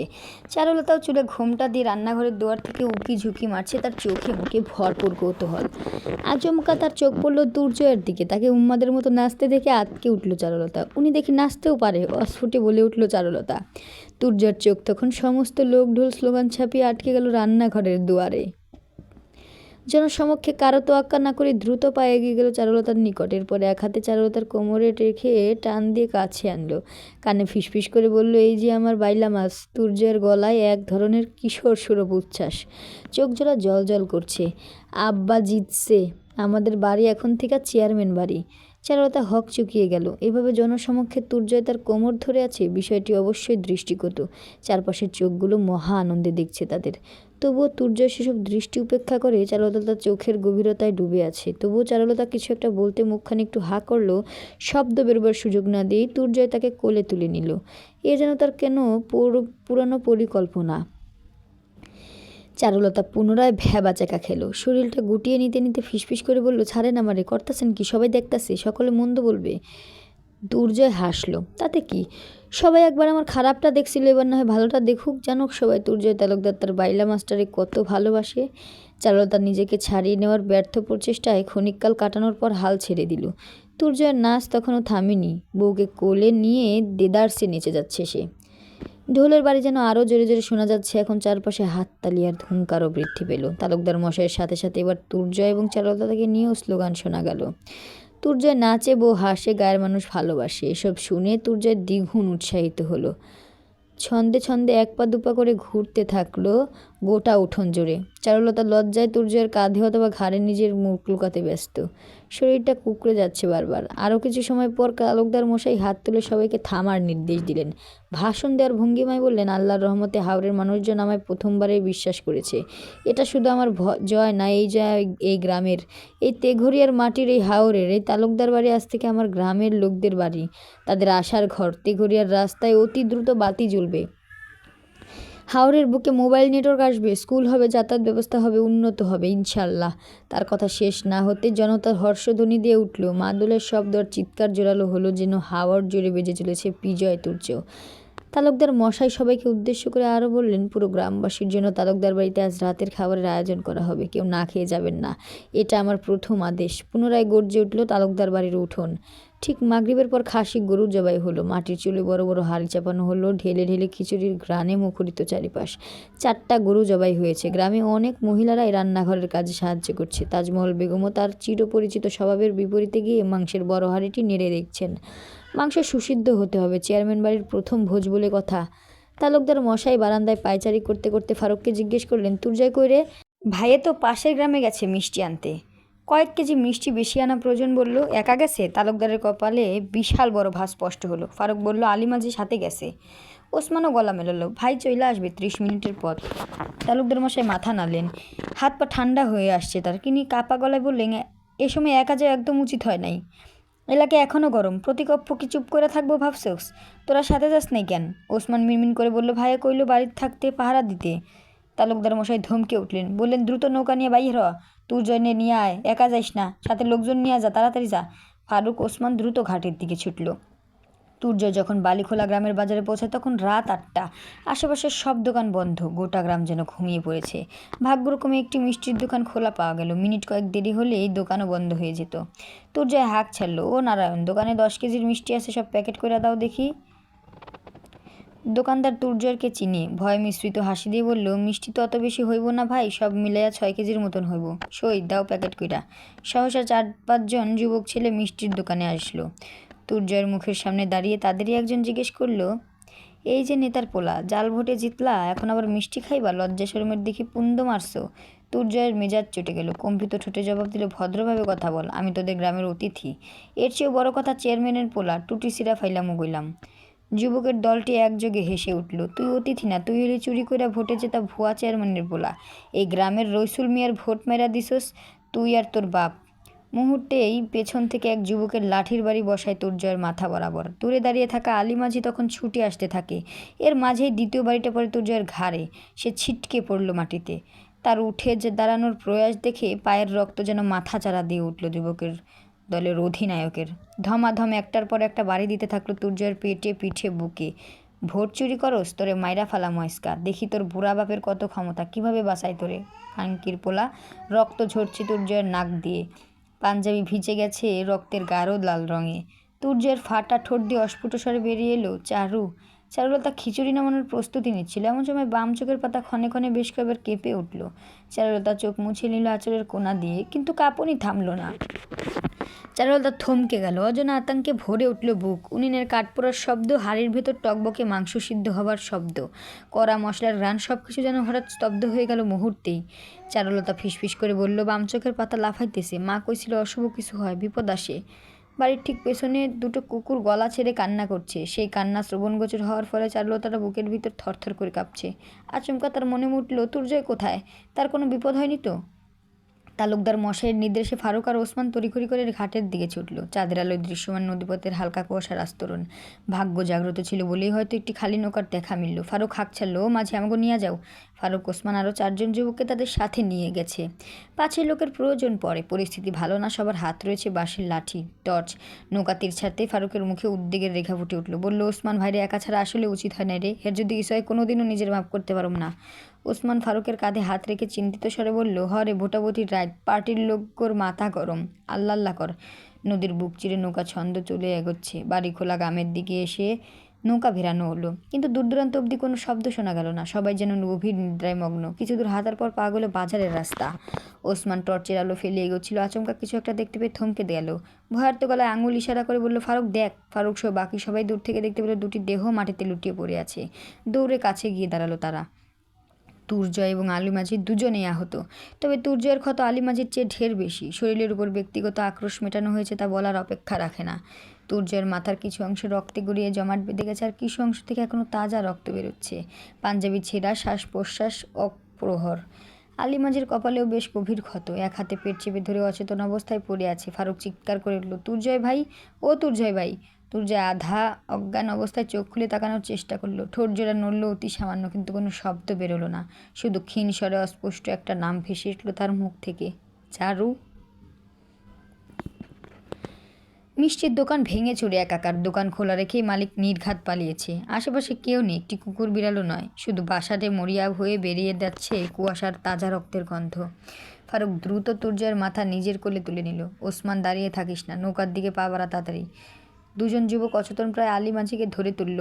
তারও শরীর কাঁপছে ব্যথায়। ফারুক নিজের গায়ের গেঞ্জি খুলে ফেলল, তুর্জয়ের মাথার ক্ষত চেপে ধরল। রক্ত থামানোর বিচার চেষ্টা করছে সে। তারা আর সময় নষ্ট করলো না। চারজন মিলে তুর্জয়কে কাঁধে তুলে নৌকার দিকে দৌড় দিল। আলিমাঝিকেও টেনে তোলা হলো নৌকায়। ফারুক চিৎকার করে বলল, সোজা সদর হাসপাতাল, 1 মিনিট তো দেরি করিস না। ওসমান, তুই দৌড় দিয়ে বাড়ি যা। তালুকদার মশাইরে খবর দে, বল ভাইয়ের অবস্থা খারাপ, দ্রুত সবাই নিয়ে হাসপাতালে আসুক। নৌকা তখন নদীর মাঝপথে, কলরববিহীন চারিপাশ, শুধু দাঁড়ের ছোপ ছোপ শব্দ আর আহত দুজনের কষ্টে ভরা নিঃশ্বাস মিশে যাচ্ছে রাতের নিস্তব্ধতায়। ফারুক মনে মনে দোয়া পড়তে লাগলো আর বলতে লাগলো, আল্লাহ ভাইরে বাঁচায় দাও, ভাইয়ের যেন কিছু না হয়। তালুকদার মশাই বারান্দায় বসে সন্তুষ্ট চোখে গ্রামের মানুষদের ভোজন দেখছেন। তালুকদার বাড়ির নারী সমাজ বড় বড় ডেকচিতে করে মাংস, খিচুড়ি ইত্যাদি নিয়ে কোটা উঠোনে ঘুরে বেড়াচ্ছেন। অতিথিদের খাওয়া দাওয়ার কোনো কমতি রাখা চলবে না। চারুলতা একবার হাঁড়ি থেকে গরম খিচুড়ি তুলে বড় ডেকচিতে রাখছে, পরক্ষণে আবার 2 পদের মাংস রাখছে। তার চোখে মুখে পরিশ্রমের ক্লান্তি। যদিও আজকের রাতের জন্য সে মোটামুটি প্রস্তুত ছিল, এত মানুষের ভিড়েও সব কিছু ঠিকঠাক সামলে নিয়েছে সে। শুধু সামলাতে পারছে না নিজের অন্তরাত্মা, মনটা সে তখন থেকে কু ডেকে চলছে। সহসা এক ছুটন্ত পায়ের শব্দে উঠোন কাঁপিয়ে দিল। সবাই ঘুরে তাকালো। এই শীতল আবহাওয়াতে গায়ের ঘাম চুইয়ে ভিজে গেছে ওসমান। প্রায় হোঁচট খেতে খেতে দৌড়ে এলো মূল ফটক পার হয়ে। কোনোভাবে শ্বাস নিতে নিতে কণ্ঠ কাঁপিয়ে এসে চিৎকার করে বলে উঠল, তুর্জয় ভাইয়ের কারা যেন। কথা অপূর্ণ রয়ে গেল তার। ওসমান ভাইয়ের মুখে আতঙ্ক, হাঁপধরা শ্বাস এবং চোখের লালচে আভা মুহূর্তে স্তব্ধ করে দিল তালুকদার বাড়ির আঙিনা। সবাই একযোগে কলার স্বর মিলালো, কি হয়েছে, কি হয়েছে? ওসমান 2 হাত মুষ্টিবদ্ধ করে বলল, পাশের গ্রামের সন্ত্রাসীরা হামলা করছে ভাইয়ের উপর, সারা গায়ে শুধু রক্ত আর রক্ত। তার অবস্থা ভালো না। ফারুক ভাই তারা নিয়ে সদর হাসপাতালের দিকে গেছে। শব্দগুলো শেষ হতেই মাজেদার বুক থেকে চাপা আর্তনাদ বেরিয়ে এলো। সে ডেকচি মাটিতে রেখে ছুটে গেল ওসমানের দিকে। কি বললি? তুজরে মারছে? কারা মারল আমার পোলাডারে? ওসমান মাথা নাড়ল। জানে না চাচি, খুব মারছে ভাইরে, শরীর ক্ষত বিক্ষত কইরা ফেলছে। মাজেদা 2 হাতে মাথা চেপে মাটিতে থপ করে বসে পড়ল। তার কান্নার শব্দ ছড়িয়ে পড়ল উঠোন জুড়ে। হায় আল্লাহ, আমার পোলাডারে কেরা এভাবে মারল? চারুলতা তখনও দাঁড়িয়ে আছে, কিন্তু তার 2 পা যেন মাটিতে গেঁথে গেছে। সে কোনোভাবেই পা নাড়াতে পারছে না। শির দ্বারা বেয়ে বারবার ঠান্ডা স্রোত নেমে যাচ্ছে। বুকের ভিতর কুডাক যেন একবার হাহাকারে রূপ নিল তার। ভাঙা গলায় শুধাল, উনি বাঁচবেন তো? ওসমানের বলল, ভাবি আল্লাহর ডাকেন, এত রক্ত শেষ কবে দেখছি মনে পড়তাছে না। আমারে তার কাছে নিয়ে যান, এত রাইতে হাওড় পথে। চারুলতা কাপা গলায় বলে উঠল, আমি যাবো, আমারে নিয়ে চলেন। মাজেদা তখন কান্না করতে করতে উঠে দাঁড়ালো। আমারেও লয়ে যা ওসমান, আমার পোলাদারে একবার দেখতে যাই আমি। মাজেদাকে ইশারায় চুপ করতে বললেন তালুকদার মশাই। বাড়ির সবাই মরা কান্না জুড়ে দিলেও তিনি একমাত্র স্বাভাবিক আছেন। খুব খুব করে কাশতে কাশতে বললেন, মাজেদা, বাড়ি ভর্তি মেহমান রেখা কোথাও যাওয়া যাবে না। গ্রামের মানুষদের সেবা যত্ন করা তোর দায়িত্ব। চেয়ারম্যানের বউ তুই। মাজেদা অবাক হয়ে জিজ্ঞেস করলো, আপনার বড় পোলা না আপনার কলিজার টুকরা? তার সম্পর্কে খারাপ খবর শুইনাও আপনি কেমনি শান্ত হইয়া বসে আছেন? তালুকদার মশাই হাতের লাঠি শক্ত করে ধরলেন, মেঝেতে জোরে একটি বাড়ি দিয়ে বললেন, কার পাতে কি লাগবে চুপচাপ গিয়ে দেখ, প্রয়োজনে চারুলতারে ডাক। স্বামীর দুঃসময়ে বউ পাশে থাকলেই চলবে, তোর যাওয়া লাগবে না। এমন আচরণে মাজেদা হতবম্ব হয়ে স্বামীর দিকে অবিশ্বাস নিয়ে তাকিয়ে রইল। ওসমান পরিস্থিতি সামনে দিতে বলল, নৌকা তো ছোট, ফারুক শুধু আমার খবর দিতে পাঠাইছে। আমি এক কাম করি, ভাবিরে নিয়ে যাই, আপনারা পরে এসে নিয়ে যাবো চাচি। মাজেদার গলা আটকে গেলেও সে মুখে কিছু বলল না, শুধু 2 হাত তুলে আকাশের দিকে তাকিয়ে দোয়া পড়তে লাগলো। তার অপেক্ষা করলো না। আঁচলটা কোমরে গুজে ওসমানের সাথে ছুটলো ঘাটের দিকে। ঘাটে পৌঁছাতে ওসমান নৌকার দড়ি খুলে দিল। ওঠেন ভাবি, আমাদের দ্রুত যাইতে হইব। চারুলতা নৌকায় উঠতে ওসমান ধরল। নৌকা এগোতে শুরু করলো। চারুলতা স্থির হয়ে বসে থাকতে পারছে না, গালগুলি অনবরত অশ্রু ঝরছে। চারুলতার কান্না দেখে ওসমান একসময় নরম গলায় বলল, ও ভাবি, ফারুক তো ভাইরে হাসপাতালে নিয়ে গেছে, আল্লাহ চাইলে কিছু হবে না, আপনি কাইন্দেন না। চারুলতা ফিসফিস করে বলল, ওনার কিছু হইলে আমি বাঁচুম না। নদীর পানি ছপ ছপ শব্দ তুলছে, দাঁড়ের শব্দের সাথে মিশে যাচ্ছে চারুলতার বুকের ধুকপুক। প্রতিটা মুহূর্ত যেন বছরের সমান লম্বা মনে হচ্ছে। সদরের ছোট্ট হাসপাতালে জরুরি বিভাগের বাইরে দাঁড়িয়ে আছে ফারুক আর কয়েকজন যুবক। কপালে ঘাম জমে আছে তাদের। ভেতরে শলকক্ষে লাইট জ্বলছে, ডাক্তার নার্সদের দ্রুত চলাফেরা। রাতের হিমশীতল বাতাস আর রক্তের গন্ধে গোটা করিডোর ভারী হয়ে আছে। তুর্যের দেহের এক এক স্থানে গভীর কাটা। সেখানে ইতিমধ্যে সেলাই শুরু হয়েছে। মাথার ডান দিকে কপালের মাঝ বরাবর হাতে ফারুক দরজার ধারে দাঁড়িয়ে একমনে প্রার্থনা করছে। এমন সময় হাসপাতালের সদর দরজা দিয়ে দম ফেলার প্রসূর ছাড়াই ছুটে এলো চারুলতা। শরীরের আঁচড় এলোমেলো, পায়ের পাতার শুকনো কাদা লেগে আছে, ভয়ার্থ খিজোড়া লাল হয়ে আছে প্রবল অশ্রুপাতে। কই উনি, উনারে কই রাখা হয়েছে? শাড়ির কোনা আঁকড়ে ধরে জানতে চাইল চারুলতা। ফারুক নিচু গলায় বলল, ভেতরে, ডাক্তার সেলাই দিতেছে। আমি ভেতরে যাবো? এখন ভেতরে যাওয়া যাইব না ভাবি, নিষেধ আছে। নিষেধাজ্ঞা মান্য করার মন মানসিকতা বর্তমানে চারুলতার নেই, কাজেই সে এক মুহূর্তে দাঁড়ালো না। ডাক্তারদের নিষেধ অগ্রাহ্য করে শল্যকক্ষের দরজায় গিয়ে দাঁড়ালো। পর্দা সরিয়ে দেখতে পেল তুর্য শুয়ে আছে, উন্মুক্ত শরীর সাদা চাদরে ঢাকা, চোখ আধখোলা, ঠোঁটে সামান্য ফাঁক। ডান হাতের আঙুলগুলো হালকা কাঁপছে, যেন কিছু ধরতে চাইছে সে। মাথার একপাশে সেলাই চলছে, চারপাশে রক্তমাখা তুলো আর স্যালাইনের বোতল। দৃশ্যটি দেখে চারুলতার মনে হলো তার বুকের ভেতর কেউ যেন মুঠি করে ধরেছে। শ্বাস নিতে কষ্ট হচ্ছে তার, পায়ের নিচের মাটিও যেন কেঁপে উঠেছে। যে মানুষটা সবসময় অহংকার আর রুক্ষতার আবরণে নিজেকে জড়িয়ে রেখেছিল, যার দাপটে গোটা তেঘরিয়া ততষ্ট, আজ সে কতটা অসহায়, কতটা নাজুক হয়ে হাসপাতালের বিছানায় নিতর দেহ নিয়ে শুয়ে আছে। প্রায় মিনিট 30 পর সেলাইয়ের কাজ শেষ হলো। চারুলতার কান্নার জোরাজুরিতে ডাক্তার তাকে ভেতরে ঢোকার অনুমতি দিলেন। অনুমতি পেয়ে এক মুহূর্ত অপেক্ষা করল না সে, এক ছুটে ভেতরে ঢুকলো। বিছানায় শুয়ে থাকা তুর্জয় তখন ধীরে ধীরে শ্বাস নিচ্ছে। চারুলতা কাপা হাতে তার ঠান্ডা আঙুলগুলো ধরলো। এই যে আমি আসছি আপনার সাথে, আপনি ভয় পায়েন না। তুর্যর চোখ জোড়া খোলার চেষ্টা করলো, চোখ জোড়া হালকা নড়ল। বাইলা মাছ, আমার হাত ছাড়িস না, আমার রেখা যাস না। চারুলতার চোখ দিয়ে তখন টপ টপ করে জল পড়ছে। সে তুর্যের হাত নিজের গালে চেপে ধরলো, আলগোছে চুমু খেলো। আপনার রেখা আমি কই যাবো, আপনি তো আমার সব কিছু। তুর্যর সাথে ধীর হয়ে আসছে, চোখ ঢুলছে, মুখ নিষ্প্রাম, তবুও ঠোঁটের কোণে একটুখানি হাসি খেলে গেল, যেন চারুলতার মুখে এই কথাগুলো শুনে এসে চির শান্তি লাভ করেছে। চারুলতা ঝুঁকে এবার তার কপালে চুমু খেলো সেলাইয়ের কাছে অতি সাবধানে। আপনার কিছু হইলে আমি কিন্তু বাঁচবো না, শোনেন, আপনি তাড়াতাড়ি ঠিক হইয়া যান। তুর্যয় মুখে কিছু বলল না, কিন্তু তার আঙুল সামান্য শক্ত করে চেপে ধরল চারুলতার হাত। হয়তো এটাই তার উত্তর। তালুকদার মশাই তখনও বারান্দায় বসে আছেন। মাঝে দাগিয়ে দাঁড়ালো স্বামীর সামনে, গলার ভেতর কান্না জমে আছে, কিন্তু সে নিজেকে সংবরণ করলো। খুব শান্তভাবে অনুরোধ করে বলল, সবার খাওয়া তো প্রায় শেষ, আমি যাবো, আমার বোতলটার কাছে ব্যবস্থা করে দেন। তালুকদার মশাই মাথা ঘুরিয়ে তাকালেন, চোখে বিরক্তির রেখা। এখনও তো খাওয়ার পর্ব শেষ হয় নাই, অনেকেই বাকি আছে। আমি জানিও না আমার পোলা বাঁচবে না কি মরবে, আমি মা হইয়া কীভাবে এখানে থাকি, বাকি লোকজনরা আপার জোহরা খাওয়াইতে পারবে, আমি আমার পোলার কাছে যাইতে চাই, দয়া করে আমার যাইতে দেন। তাজমহল আর জোহরা কি চেয়ারম্যানের বউ? তুই আর ওরা এক, তুই গেলে বাকি লোকগুলোরে খাওয়াইবে কে? আমি ভোটে জিতা খুশি হয়ে গ্রামের মানুষদের খাওয়াইতাছি, আমার একটা সম্মান আছে না? মাজেদার গলা ভেঙে আসলো, বাপ হইয়া পোলার এই অবস্থায় সম্মানের কথা ভাবতেছেন? শোন, তোর পোলা পুরুষ মানুষ, তার সাথে লোকজন আছে, ডাক্তার আছে, ফারুক ওসমান আছে, দেখ গিয়া সব ব্যবস্থা হয়ে গেছে, তোর এখানে গিয়া কাজ নাই, তুই বাড়ির মেহমান সামলা। এই নির্বিকার কথাগুলো যেন শীতল ধারালো ছুরির মতন বুক চিরে দিল মাজেদার। সে অবিশ্বাসের চোখে তাকিয়ে রইল, এই মানুষটা কি সত্যিই তার স্বামী, তুর্যয়ের পিতা? লোকসম্মান তার নিজের চেয়ারম্যান পরিচয় কেউ ছেলের জীবনের চেয়ে বড় করে দেখছে? আমি তুর্যয়ের একবার চোখের দেখা দেখতে চাই। আগামীকাল সকালে আমি যাওয়ার ব্যবস্থা করে দেবো, এখন যা, কার পাতে কী লাগবে দেখ। মাজেদা মাথা নিচু করে দাঁড়িয়ে রইল। তার বুকের ভেতরে যে তোলপাল চলছে তার চেহারায় অদৃশ্যমান রাখার চেষ্টা করলেও ঠোঁটের কাঁপুনি ফাঁস করে দিচ্ছে বারবার। বাইরের সমাগম থেকে তালুকদার মশাইয়ের গুণগান ভেসে আসছে, তার শ্রবণগোচর হতেই অহংয়ে ভরে যাচ্ছে তালুকদারের হৃদয়। মাজেদাও শুনছে সেসব কথা, চোখের জল মুছে ছাড়ছিল বলে মৃদু হাসল। এই হাসি যেন সকল প্রকার প্রশংসার বিরোধিতা করছে। সকালে স্নিগ্ধ আলোয় হাসপাতালের করিডোর তখন নিস্তব্ধ। টুকটাক নার্সদের হাঁটাহাঁটি, চা নিয়ে ডাক্তারদের রুমে অল্প বয়স্ক ছেলেদের ছোটাছুটি, ফিনাইলের তীব্র গন্ধ আর দূরের কোনো কেবিন থেকে ভেসে আসা রোগীর গোঙানির শব্দে জায়গাটা বেশ ভারী হয়ে আছে। এই নির্জীব পরিবেশের ভেতর দিয়ে একরাশ জড়তা নিয়ে হাঁটছিলেন মাজেদা। তার চোখে মুখে উদ্বেগের ছাপ, চোখের কোণে অশ্রু জমে আছে। গত রাতের দুর্ঘটনার পর এই প্রথম ছেলেকে দেখতে পারবেন তিনি। সদ্য কোনো খবর জানেন না, তাই হয়তো আতঙ্ক ঘিরে রেখেছে তার অবচেতন মন। যদিও ছেলের পাশে চারুলতার উপস্থিতি আর নির্ঘুম রাতের আশ্বাসবাণী হয়ে সঙ্গ দিয়েছে, তবু স্বচক্ষে নিজের নারীছেড়া পুত্রকে দেখার ভরসা করে স্বস্তির শ্বাস ফেলার মাঝে বিশাল ফারাক। বুকের ভেতরের কালবৈশাখী তিনি টের পাচ্ছিলেন। মাজেদার চোখে মুখে অনিদ্রার ছাপ।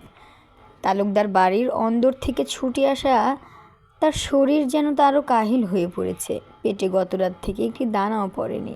শাড়ির আঁচল বুকে শক্ত করে গুজে তিনি তুর্যের খোঁজ করতে লাগলেন। কিছু দূর এগোতেই ওসমানের সাথে দেখা হলো। তার চেহারাও কাহিল। বাবা, আমার পোলাটা কই? চাচি, আপনি একা চলে আইছেন? আর একটু বেলা হইলে আমি আপনারে আনতে যাইতাম। পোলারে ফালাইয়া কেমনে বাড়ি থাকি আমি? ঠিক মতো নিঃশ্বাসও নিতে পারতাছি না রে। কথাটা বলে আঁচল ধরা হাতটি আরও শক্ত করে মুষ্টিবদ্ধ করলেন মাজেদা। ওসমান হাত দিয়ে ইশারা করে বলল, ওই তো ওই ঘরে রাখা আছে, ভাইরে যান চাচি। কেবিনের ভেতরে ঢুকেই বুকটা ধক করে উঠল মাজেদার। তুর্যের নিস্তেজ দেহ পড়ে আছে, স্যালাইনের নল হাতের শিরায় ঢোকানো, মাথার চারিপাশে ভারী ব্যান্ডেজ, কপালে চোখের নিচে রক্ত জমাট কালশিটে। চারুলতা বিছানার পাশে বসে আছে, মুখ শুকিয়ে গেছে, চোখ দুটো লাল। সারা রাত যে এক ফোঁটা ঘুম হয়নি তা স্পষ্ট বোঝা গেল। চারুলতার বাম হাত তুর্জয় তার ডান হাতে পুড়ে রেখেছে।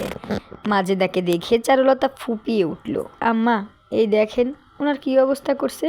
মাজেদা বুকের ভেতরে ঝড় আরও প্রখর আকার ধারণ করলো। গত রাত থেকে চেপে রাখা হাহাকার পুনরায় অশ্রুচোতে ভেসে এলো। তিনি তুর্জয়ার মাথার কাছে বসলেন, আলগোছে হাত বুলিয়ে দিলেন চুলের ফাঁকে। মাজেদার ঠোঁট জোড়া কাঁপছে, কিন্তু গলা দিয়ে কোনো শব্দ বের হলো না। এমন সময় দায়িত্বপ্রাপ্ত ডাক্তার ভেতরে এলেন, বয়স 35-এর মতো। গলায় টেটোস্কোপ ঝুলছে।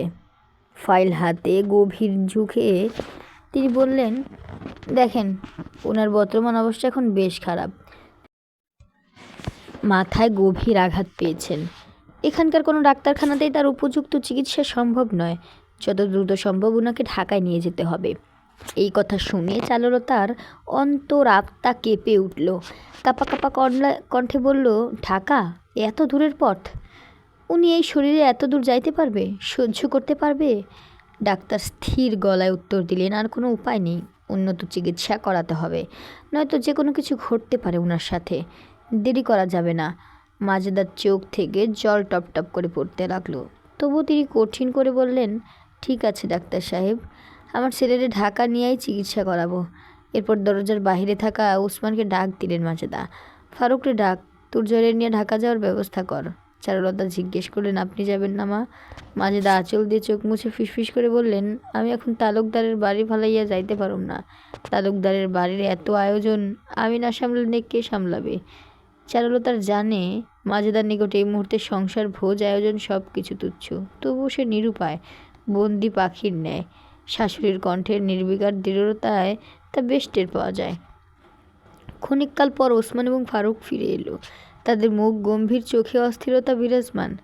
ভাবি, অ্যাম্বুলেন্সের ব্যবস্থা করছি, আমি তৈরি হলে আমরা বের হব। চারুলতা চিন্তিত স্বরে বলল, ঢাকায় তো আমার কোনো আত্মীয় স্বজন নাই, আমি ওনারা নিয়ে কার কাছে থাকবো? ফারুক তাকে আশ্বস্ত করলো, ভাবি, ঢাকায় আমার এক মামাতো ভাই থাকে, ওর ওইখানে গেলে আমাদের সাহায্য করবেই, থাকার ব্যবস্থা হইয়া যাবে। আপনি চিন্তা করেন না, আপনি চিন্তা করলে ভাইও ভাঙিয়া পড়বে। ওসমান মিনমিন করে বলল, ভাবি, একটা কথা বলবো?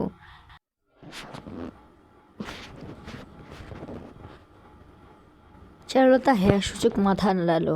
ভাই এই দুনিয়ার চোখে অনেক খারাপ একজন মানুষ। আমরা খারাপ, আমরা মানি, কিন্তু কেউ জন্মগত খারাপ হয় না ভাবি, তারে খারাপ বানানো হয়। তবে ভাই খারাপ মানুষ হইলেও আপনারা অনেক ভালোবাসে।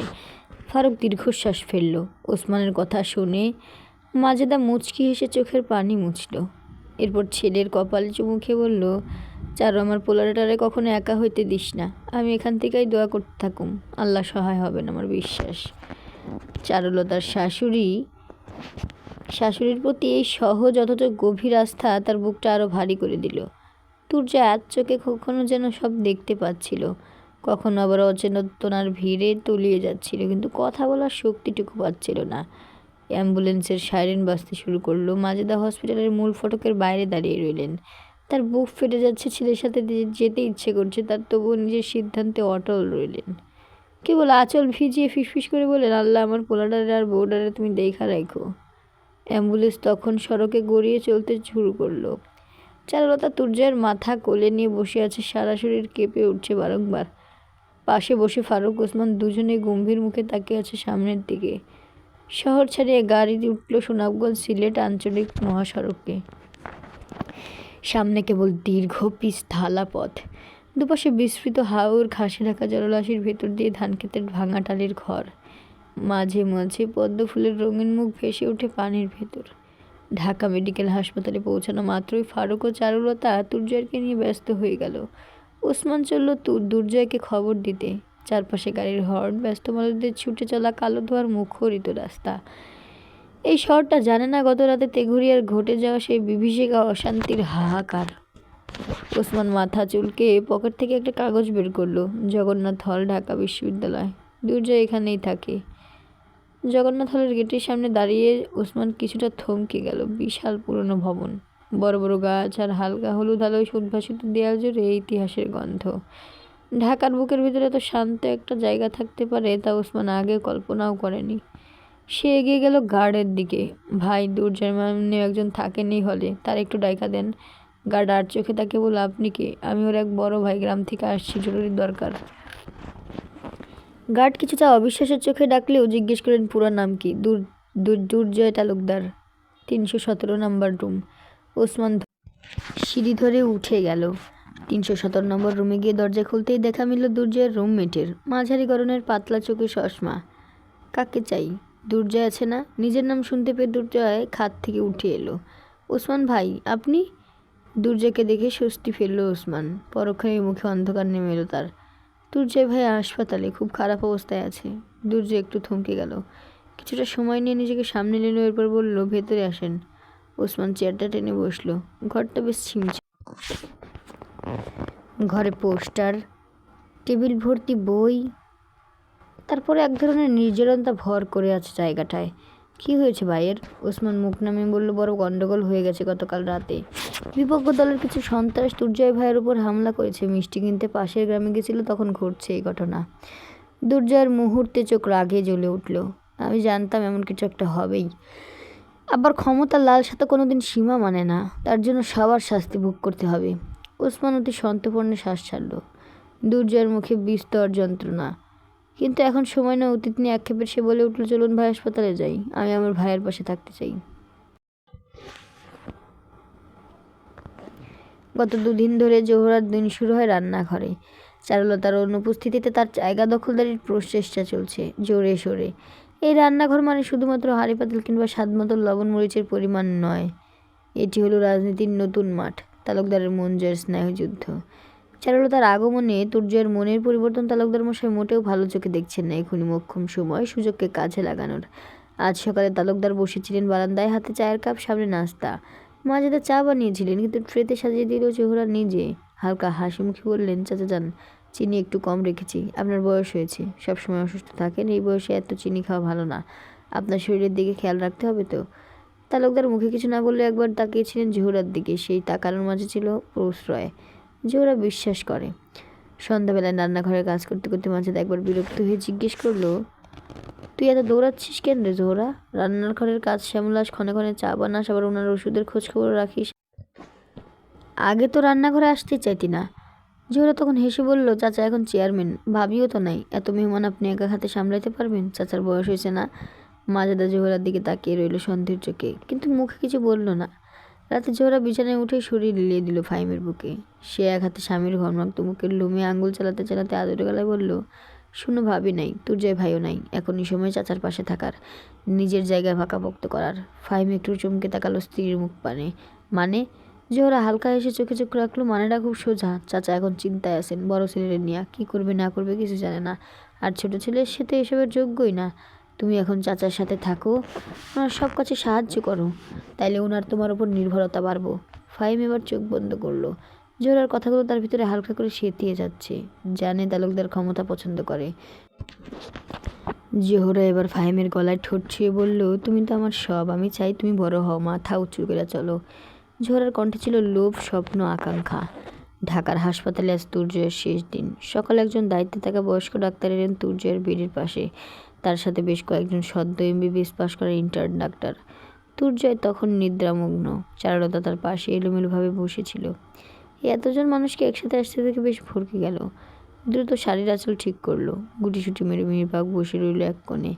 তার চোখ জুড়ে কৌতূহল। ডাক্তার নাজমুল কাপা হাতে তুর্জয়ের রিপোর্ট নিয়ে ইন্টার্ন ডাক্তারের উদ্দেশ্যে বললেন, রোগীর রাইট টেম্পল লোবে কনস্ট্রিকশন দেখা যাচ্ছে, সাথে কিছু ডিফোস্ট অ্যাক্সোনাল ইনজুরির লক্ষণ আছে। এর মানে বলো তো কি?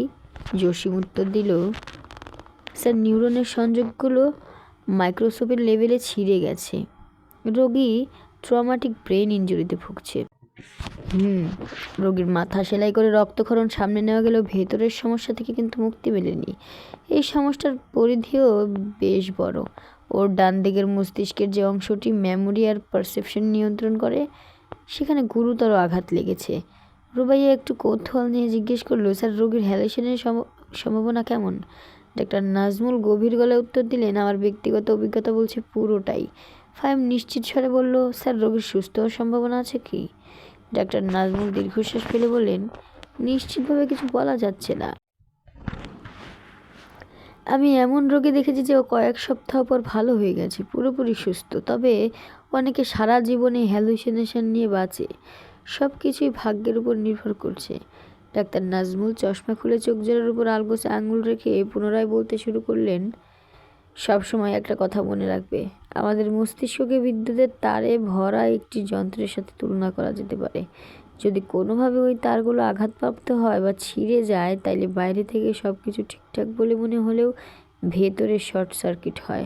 এর ফলাফল রোগী এমন কিছু দেখে বা শোনে আসলে যা ঘটছে না বা যা তার অস্তিত্ব নেই। জসিম নিচু স্বরে বলল, পোস্ট ট্রমাটিক সাইকোসিস। তুর্জয় নাস্তা আনতে বাইরে গিয়েছিল। সে ওয়ার্ডে ঢুকতে ডাক্তার নাজমুল তাকে উদ্দেশ্য করে বললেন, আজকে রোগীকে ছেড়ে দেওয়া হচ্ছে ঠিকই, তবে আমি চাইবো আপনারা আরও এক সপ্তাহ ঢাকায় থেকে যান। এর মাঝে যদি কোনো সমস্যা হয় তাহলে দ্রুত ডাক্তারের শরণাপন্ন হতে পারবেন। দুর্জয়ের বুকটা ধক করে উঠল। সে কাঁপা কণ্ঠে শোধালো, ডাক্তার, আমার ভাইয়ের বড় কোনো ক্ষতি হয়নি তো? ডাক্তার নাজমুলের মন খারাপ হয়ে গেল। এই প্রশ্নটার উত্তর দিতে তার ভালো লাগে না। তবুও দুর্জয়ের কাঁধে হাত রেখে তিনি বললেন, আপনার নাম কি যেন? দুর্জয়। দুর্জয় তালুকদার। রোগীর সাথে আপনার সম্পর্ক? আমার বড় ভাই।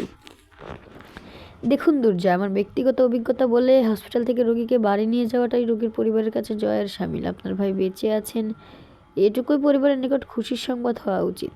তিনি যেহেতু মাথায় গুরুতর আঘাত পেয়েছেন, তাই হয়তো স্বাভাবিক কাজকর্মে কিছুটা ব্যাঘাত করতে পারে। অতি সহজে ভুলে যাওয়া কিংবা হ্যালুসিনেশনের মতো সমস্যাও হতে পারে। আবার খিঁচুনির মতো উপসর্গের দেখাও মিলতে পারে। এই সমস্যাগুলো আজীবন থেকে যেতে পারে, নিস্তারও মিলতে পারে। তবে আনন্দের কথা কি জানেন? তিনি বেঁচে আছেন। দুর্জয়ের চোখ জোড়া ভিজে উঠল। চারুলতার কাছে সবটা বোধগম্য না হলেও দুর্জয়ের অশ্রু সজল নয়ন সমস্যার গভীরতা তাকে ঠিক বুঝিয়ে দিল। চারুলতা কাঁদতে কাঁদতে জিজ্ঞেস করলো, আমার স্বামী আর আগের মতো হবে না? ও স্যার, বলেন না আমার স্বামী আর আগের মতো হবে না? ডাক্তার নাজমুলের এক হাত চারুলতার মাথার উপর পরম মমতার সহিত রাখলেন। নিচু স্বরে বললেন, মা, দেহে কোনো ক্ষত সৃষ্টি হলে রক্তপাত বন্ধ করা সহজ, কিন্তু মস্তিষ্কের এই ধরনের অদৃশ্য ক্ষত সবচেয়ে ভয়ঙ্কর। আল্লাহ আল্লাহ করেন মা, তিনি নিশ্চয়ই সব ঠিক করে দিবেন। করিডোরে তখনই আর একটা স্ট্রেচার আসলো। বেশ সহনীয় কোলাহলপূর্ণ করিডোরে মুহূর্তের মাঝে হুলস্থুল পড়ে গেল। মোটরসাইকেল দুর্ঘটনায় একজন রোগী এসেছে, রক্তে মাখানো জবজবে তার শরীর। নার্সরা চিৎকার করতে করতে অপারেশন থিয়েটারের দিকে ছুটছে, পেছনে স্বজনদের আহাজারি। এই বিশৃঙ্খলার ভেতরে দাঁড়িয়ে ইন্টার্ন ডাক্তারদের এক মর্মঘাতী উপলব্ধি হলো। হিপ্পোক্রেটিক শপথের মাধ্যমে তারা শুধুমাত্র অসুখ আর চিকিৎসার লড়াইয়ে অংশগ্রহণ করেনি, তারা অংশ নিয়েছেন মানবিক যুদ্ধের ময়দানে। সমস্ত আনুষ্ঠানিকতা শেষে তুর্জয়কে ছেড়ে দেওয়া হলো দুপুরের আগ দিয়ে। ফারুক চারুলতা এবং তুর্জয়কে নিয়ে তার মামাতো ভাইয়ের বাড়ির উদ্দেশ্যে রওনা হলো। দুর্জয় ওষুধপত্রকে নিয়ে চারুলতাকে বুঝিয়ে দিয়ে হলে ফিরে গেল। আশ্বাস দিয়ে গেল আগামীকাল সকালে পুনরায় আসবে খোঁজ নিতে। ফারুকের মামাতো ভাইয়ের বাড়ি মধ্য বাড্ডায়। এই স্থানটি যেন শহর আর গ্রামের সংমিশ্রণে গড়ে ওঠা এক বেমানান জনপদ। অলিগলির শেষ নেই, টিনের চালের ঘর, বাতাসে ভেসে বেড়াচ্ছে তীব্র ধুলো। বৃষ্টির দিনে এসব গলি যেন ছোট ছোট নালায় রূপান্তরিত হয়, পানি জমে যাচ্ছে তাই অবস্থা। বাড়ির বাহিরে পা ফেলা দুষ্কর। আবার এ সকল অলিগলির পাশেই তৈরি হচ্ছে নতুন বহুতল ভবন, অট্টালিকা। মধ্যবাট্টা সরু পিচঢালা রাস্তায় ছুটে চলা রিকশার টুংটাং শব্দ, ফুটপাত ঘেঁষে দাঁড়িয়ে থাকা ছোট ছোট মুদি দোকান, ব্যস্ত চায়ের টং এবং সেলুন ফেলে চারুলতা তুর্জয়কে নিয়ে ফারুক পৌঁছে গেল তার মামাতো ভাই শওকতের বাসায়। শওকত এবং তার স্ত্রী নাসরিন দুজনেই অতি আন্তরিকতার সহিত তাদের তিনজনকে ভেতরে নিয়ে গেলেন। শওকত দম্পতির ছিমছিমে গুছানো সংসার চারুলতার মনে সজোরে দোল খাচ্ছিল। গোটা বাড়িতে দুটি মাত্র ঘর, ছোট রান্নাঘর আর পেছনের দিকে সরু বাথরুম। তবে ঘরে প্রবেশ করার সাথে সাথে এই যে উষ্ণ আতিথেয়তার গন্ধ পাওয়া গেল, তা অনেক বড় অট্টালিকার মাঝেও সচরাচর মেনে না। চারুলতার মাঝে কিছুটা ঈর্ষা ভর করলো। পরক্ষণে নিজেকে সামনে নিল সে, সিলিংয়ের দিকে তাকিয়ে মনে মনে আল্লাহর পানে তওবা করে নিল। নাসরিন ছোট একটি ট্রেতে করে মিষ্টি এবং পানি নিয়ে এলো, হাসি মুখে এগিয়ে দিল চারুলতার দিকে, বলল, বোন চুলায় ভাত বসিয়ে দিছি, এখন একটু মিষ্টি খান, বাথরুমে পানি তোলা আছে, গোসল করে বিশ্রাম নেন। চারুলতা এক কাপড়ে বাড়ি থেকে বেরিয়েছিল। ফারুক তুর্জয়কে নিয়ে ঘরে চলে গেলে চারুলতা গুটি গুটি পায়ে রান্নাঘরের দিকে এগুলো। লজ্জায় মাথা নিচু হয়ে আসছিল তার। ক্ষণিককাল ইতস্তত করে এরপর নাসরিনকে বলল, আমি বাড়ি থেকে কোনো কাপড় আনি নাই বোন, একটা শাড়ি ধার দিতে পারবেন আমারে? আমি আজকের মধ্যেই কাপড়ের ব্যবস্থা করে ফেলবো।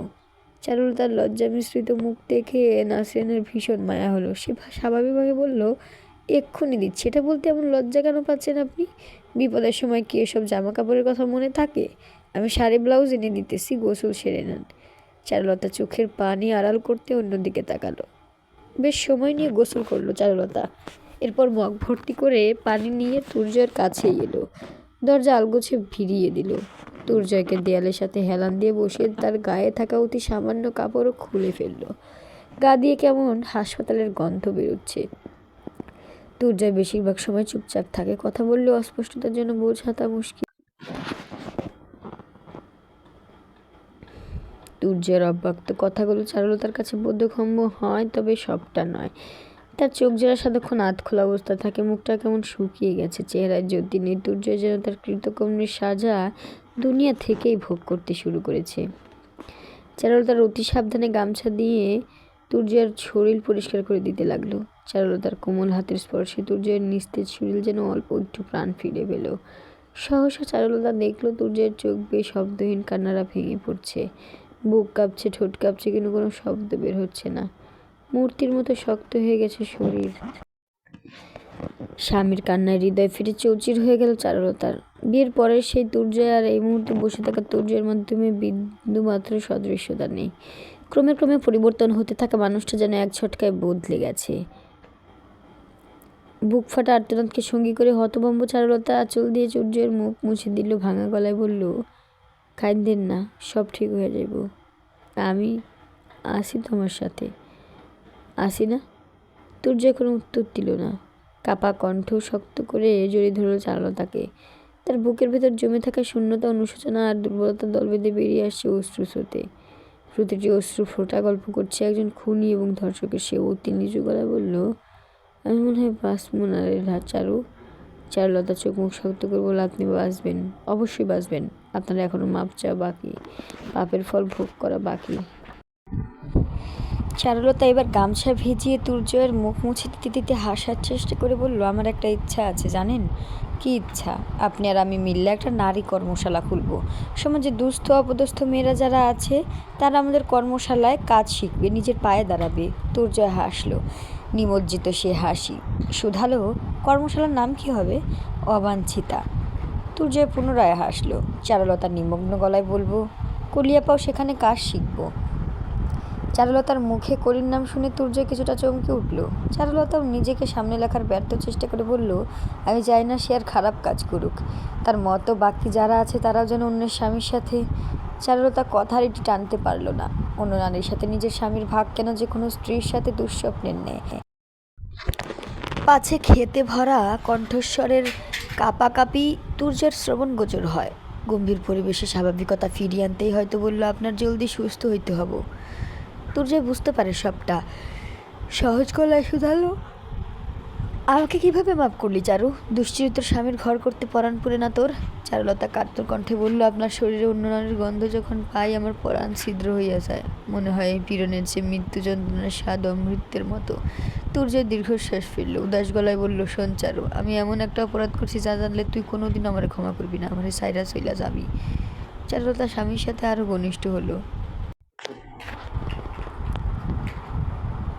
যেন নিজের জায়গাটা অধিক পাকাপোক্ত করতে চাইছে। তুর্যের চিবুকের উপর চারুলতার উত্তপ্ত নিঃশ্বাস হুমড়ি খেয়ে পড়তে লাগলো এবার। সেই নিঃশ্বাসের উত্তপ্ততায় তুর্যের অনুশোচনার আগুন যেন আরও তীব্র আকার ধারণ করলো। আপনার একটা কাহিনী শোনা। আমি আমার দাদির কাছে ছোটোবেলায় এই ঘটনা শুনেছিলাম। আজকে আপনি শুনেন। একজন লোক ৯৯ জন মানুষের মাইরা ফেলছিল। একসময় তার মনে হলো এখন তার আল্লাহর পথে ফেরা উচিত, মাপ চাওয়া উচিত। কিন্তু তার মতো খুনিরে কি আল্লাহ মাফ করবো? প্রথমে সে একজন সন্ন্যাসীর কাছে গেল, তারে বলল সে ৯৯ জনের খুন করছে, তার তওবা কি আল্লাহ কবুল করব? সন্ন্যাসী বলল না। তখন সেই খুনি ওই লোকটারেও মাইরা ফেলল। খুনের সংখ্যা হলো ১০০। এরপর সে আর একজন জ্ঞানী আলেমের কাছে গেল, তারও একই প্রশ্ন করল। সে বলল আল্লাহর রহমতের দরজা কারো জন্যই বন্ধ হয় না, মন থেকে তওবা করলে কবুল হইতে পারে। কিন্তু সে খুনের জন্য অন্য জায়গায় যাওয়া লাগবো, যেখানে আল্লাহর বান্দারা থাকে। খুনটাও সেই পথেই রওনা হইল, কিন্তু অর্ধেক পথ যাইতেই সে মারা যায়। তুর্য অধীর আগ্রহে জিজ্ঞেস করলো, এরপর? আল্লাহর ফেরেশতারা তর্কাতর্কি শুরু করে দিল। শাস্তির ফেরেশতারা বলল, এই লোক তো খুনি ছিল, পাপী বান্দা। রহমতের ফেরেশতারা বলল, কিন্তু সে তওবা করার নিয়ত করে আল্লাহর পথে যাত্রা শুরু করছিল। এরপর আল্লাহ নির্দেশ দিলেন যে যে গ্রামের দিকে সে যাইতেছিল আর যে গ্রাম থেকে যাত্রা শুরু করছিল তার দূরত্ব মাইপা দেখা হোক। মাপঝোঁকের পর দেখা গেল সেই খুনি নেক লোকদের গ্রামটার কাছাকাছি চলে গেছিল। আল্লাহ তারে ক্ষমা করে দিল। চারুলতা এবার স্বামীকে খামচে ধরল, তার বুকের সাথে নিজেকে মিশিয়ে ফেলল। হাউমাউ করে কাঁদতে কাঁদতে বলেন, আপনি মাপ চান, তওবা করেন। এসব পাপ কাজ আর নিজের জড়ায়েন না। আপনার ভালোবাসার শাস্তি আমার আর দিয়েন না। আমি আপনার সাথে বহু বছর বাঁচতে চাই। তুর্জয় হাতে বল জুগিয়ে স্ত্রীকে পরম আবেগে জড়িয়ে ধরল। কপালে গালে ঠোঁটে সর্বস্থানে পাগলের মতো চুম্বনে ভরিয়ে দিতে দিতে লাগলো। বলল, মানুষ চিঠিপত্র শেষে ইতি টানে না? তুই আমার জীবনের সেই সমাপ্তি, ইতি। চারুলতা চোখ বন্ধ করে স্বামীর আদর নিতে লাগলো। এই আদর কামনার নয়, লালসার নয়, এই আদর প্রতিশ্রুতির। তুর্যয় মনে মনে ভাবতে লাগলো, এমন নিকৃষ্ট পাপী জীবনে চারুলতার মতো অপাপবিদ্ধ ফুলের আগমন কেন ঘটল? এই ফুলের সুবাস কেন বিবাহিত করলো তাকে? যে পাপ সে এই ৩০ বছরের জীবনে করেছে, তার প্রায়শ্চিত্তের জন্য পুনর্জন্ম ছাড়া উপায় আছে কি? চারুলতা ঘুণাক্ষরেও টের পেল না তার নরম ঠোঁটে গভীর চুমু এঁকে দেওয়া তুর্যয় তালুকদার বুকে বয়ে বেড়াচ্ছিল এ যাত্রায় বেঁচে যাওয়ার আক্ষেপ। তালুকদারের সামনে জোহরার আচরণ মোটেও সুবিধার নয়। চাচা শ্বশুরের সামনে শাড়ির আঁচলও আজকাল খসে পড়ে অনায়াসে। তার শুধরে নেবার কোনো চেষ্টা নেই, কোনো প্রতিক্রিয়া বা অনুতাপ। জোহরার বয়স খুব বেশি নয়, মুখের গড়ন সুন্দর, গায়ের রং বেশ উজ্জ্বল। তার হাসির কুহক যেন চরিত্রবান পুরুষের স্তম্ভ দোলাতে সক্ষম। সেখানে নারী পিপাসু তালুকদারের মনে জেঁকে বসা খানিকটা ছেলে খেলার ন্যায়। গতকাল দুপুরে খাবার পাতে তুলে দিতে গিয়ে জোহরা স্বেচ্ছায় ঢলে পড়েছিল তালুকদারের গায়ের উপর। শাড়ির আঁচল ফসকিয়ে উন্মুক্ত হয়ে গিয়েছিল বক্ষ যুগল। বুকের সুগভীর খাজে আর চোখে তাকিয়েছিল তালুকদার। তার চাহনির লোলুপতা জোহরার দৃষ্টি এড়ায়নি। চাচা শ্বশুরের সাথে ঘনিষ্ঠ হতে যাওয়ার মূল কারণ ফাহিম এবং তার ভবিষ্যৎ। মাজেদা সবটাই নিঃশব্দে দেখেছে, কিন্তু কথা বলার ইচ্ছে বা রুচি তার মাঝে নেই।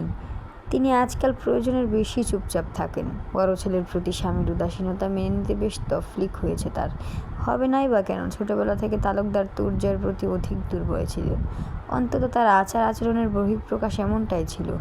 তুর্য যেন তার নিঃশ্বাসের সাথে ওতপ্রোতভাবে জড়িত ছিল। অতি ব্যস্ততার মাঝে দুর্জয়ের খোঁজ নিতে ভুলে গেলেও বড় ছেলের প্রতিটি পদক্ষেপ পর্যবেক্ষণ করতেন তিনি। এত সম্পৃক্ততার কারণ মাজেদা আংশিক জানতেন, বর্তমানে পুরোটা জানেন। কিন্তু এই সত্যি মেনে নেওয়া যে বড় দুষ্কর। ক্ষমতা এক প্রকারের খেলা, আর ক্ষমতার খেলা চালাতে প্রয়োজন পড়ে বিশ্বস্ত গুটির। তুর্যয় ছিল তালুকদারের সবচেয়ে বড় গুটি। তালুকদারের মতে তুর্যা প্রয়োজনে তার ইজ্জত বাঁচাবে এবং দরকারে রক্তও ছড়াবে। ছেলের ইচ্ছা অনিচ্ছার উপর সম্পূর্ণ নিয়ন্ত্রণ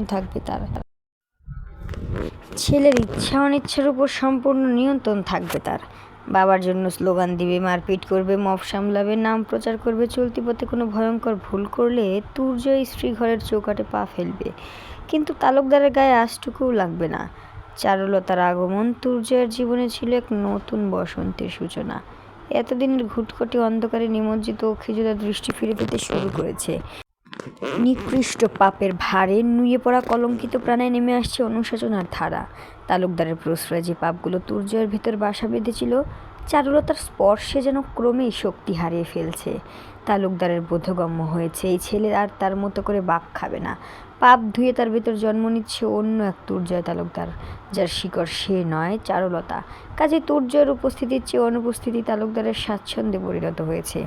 গোটা বিষয়টি জোহরা বেশ ভালোভাবে বুঝে গিয়েছে, তাই সে মেতে উঠেছে এই নোংরা খেলায়। তবে তালুকদার মশাই নিজের সীমা লঙ্ঘন করছেন না, এ নিয়ে জোহরাও বেশ বিব্রত। এই যে প্রতিদিন সে তালুকদারের ঘরে আসছে, গা ঘেঁষে দাঁড়াচ্ছে, আবার কখনো ইচ্ছে করে আঁচল ফেলে ভরা যৌবনের জলে আটকাতে চাইছে নিজের আপন চাচা শ্বশুরকে, তবুও কেন সীমানা অতিক্রম করতে চাইছে না হিংস্র নারী লোলুপ হায়না? জোহরা জানে না তালুকদার মশাইয়ের ভিতরে বাসা বেঁধে আছে এক অভিশাপ, এইডস, এক মরণ ব্যাধি যার কোনো চিকিৎসা নেই। সেদিন হসপিটাল থেকে সে ফিরে এসেছিল শূন্য হাতে, মৃত্যুর ছায়া ঘিরে রেখেছে তাকে। এই যে শরীরের এত দুর্দশা, খুবখানি কাশি, বেলা ফুরোলোয় জ্বর, আবার শেষ আশ্বিনের হাওরের হিমশীতল বাতাসের গায়ের জবজবে ঘাম, উপসর্গগুলো মরণ ব্যাধির। তবে তালুকদার মশাই মৃত্যুকে বরণ করতে রাজি নন। সদ্য চেয়ারম্যান হয়েছেন, ভেতরে জমে আছে লোভ, লালসা, অজস্র অপূর্ণ কামনা, অতৃপ্ত বাসনা।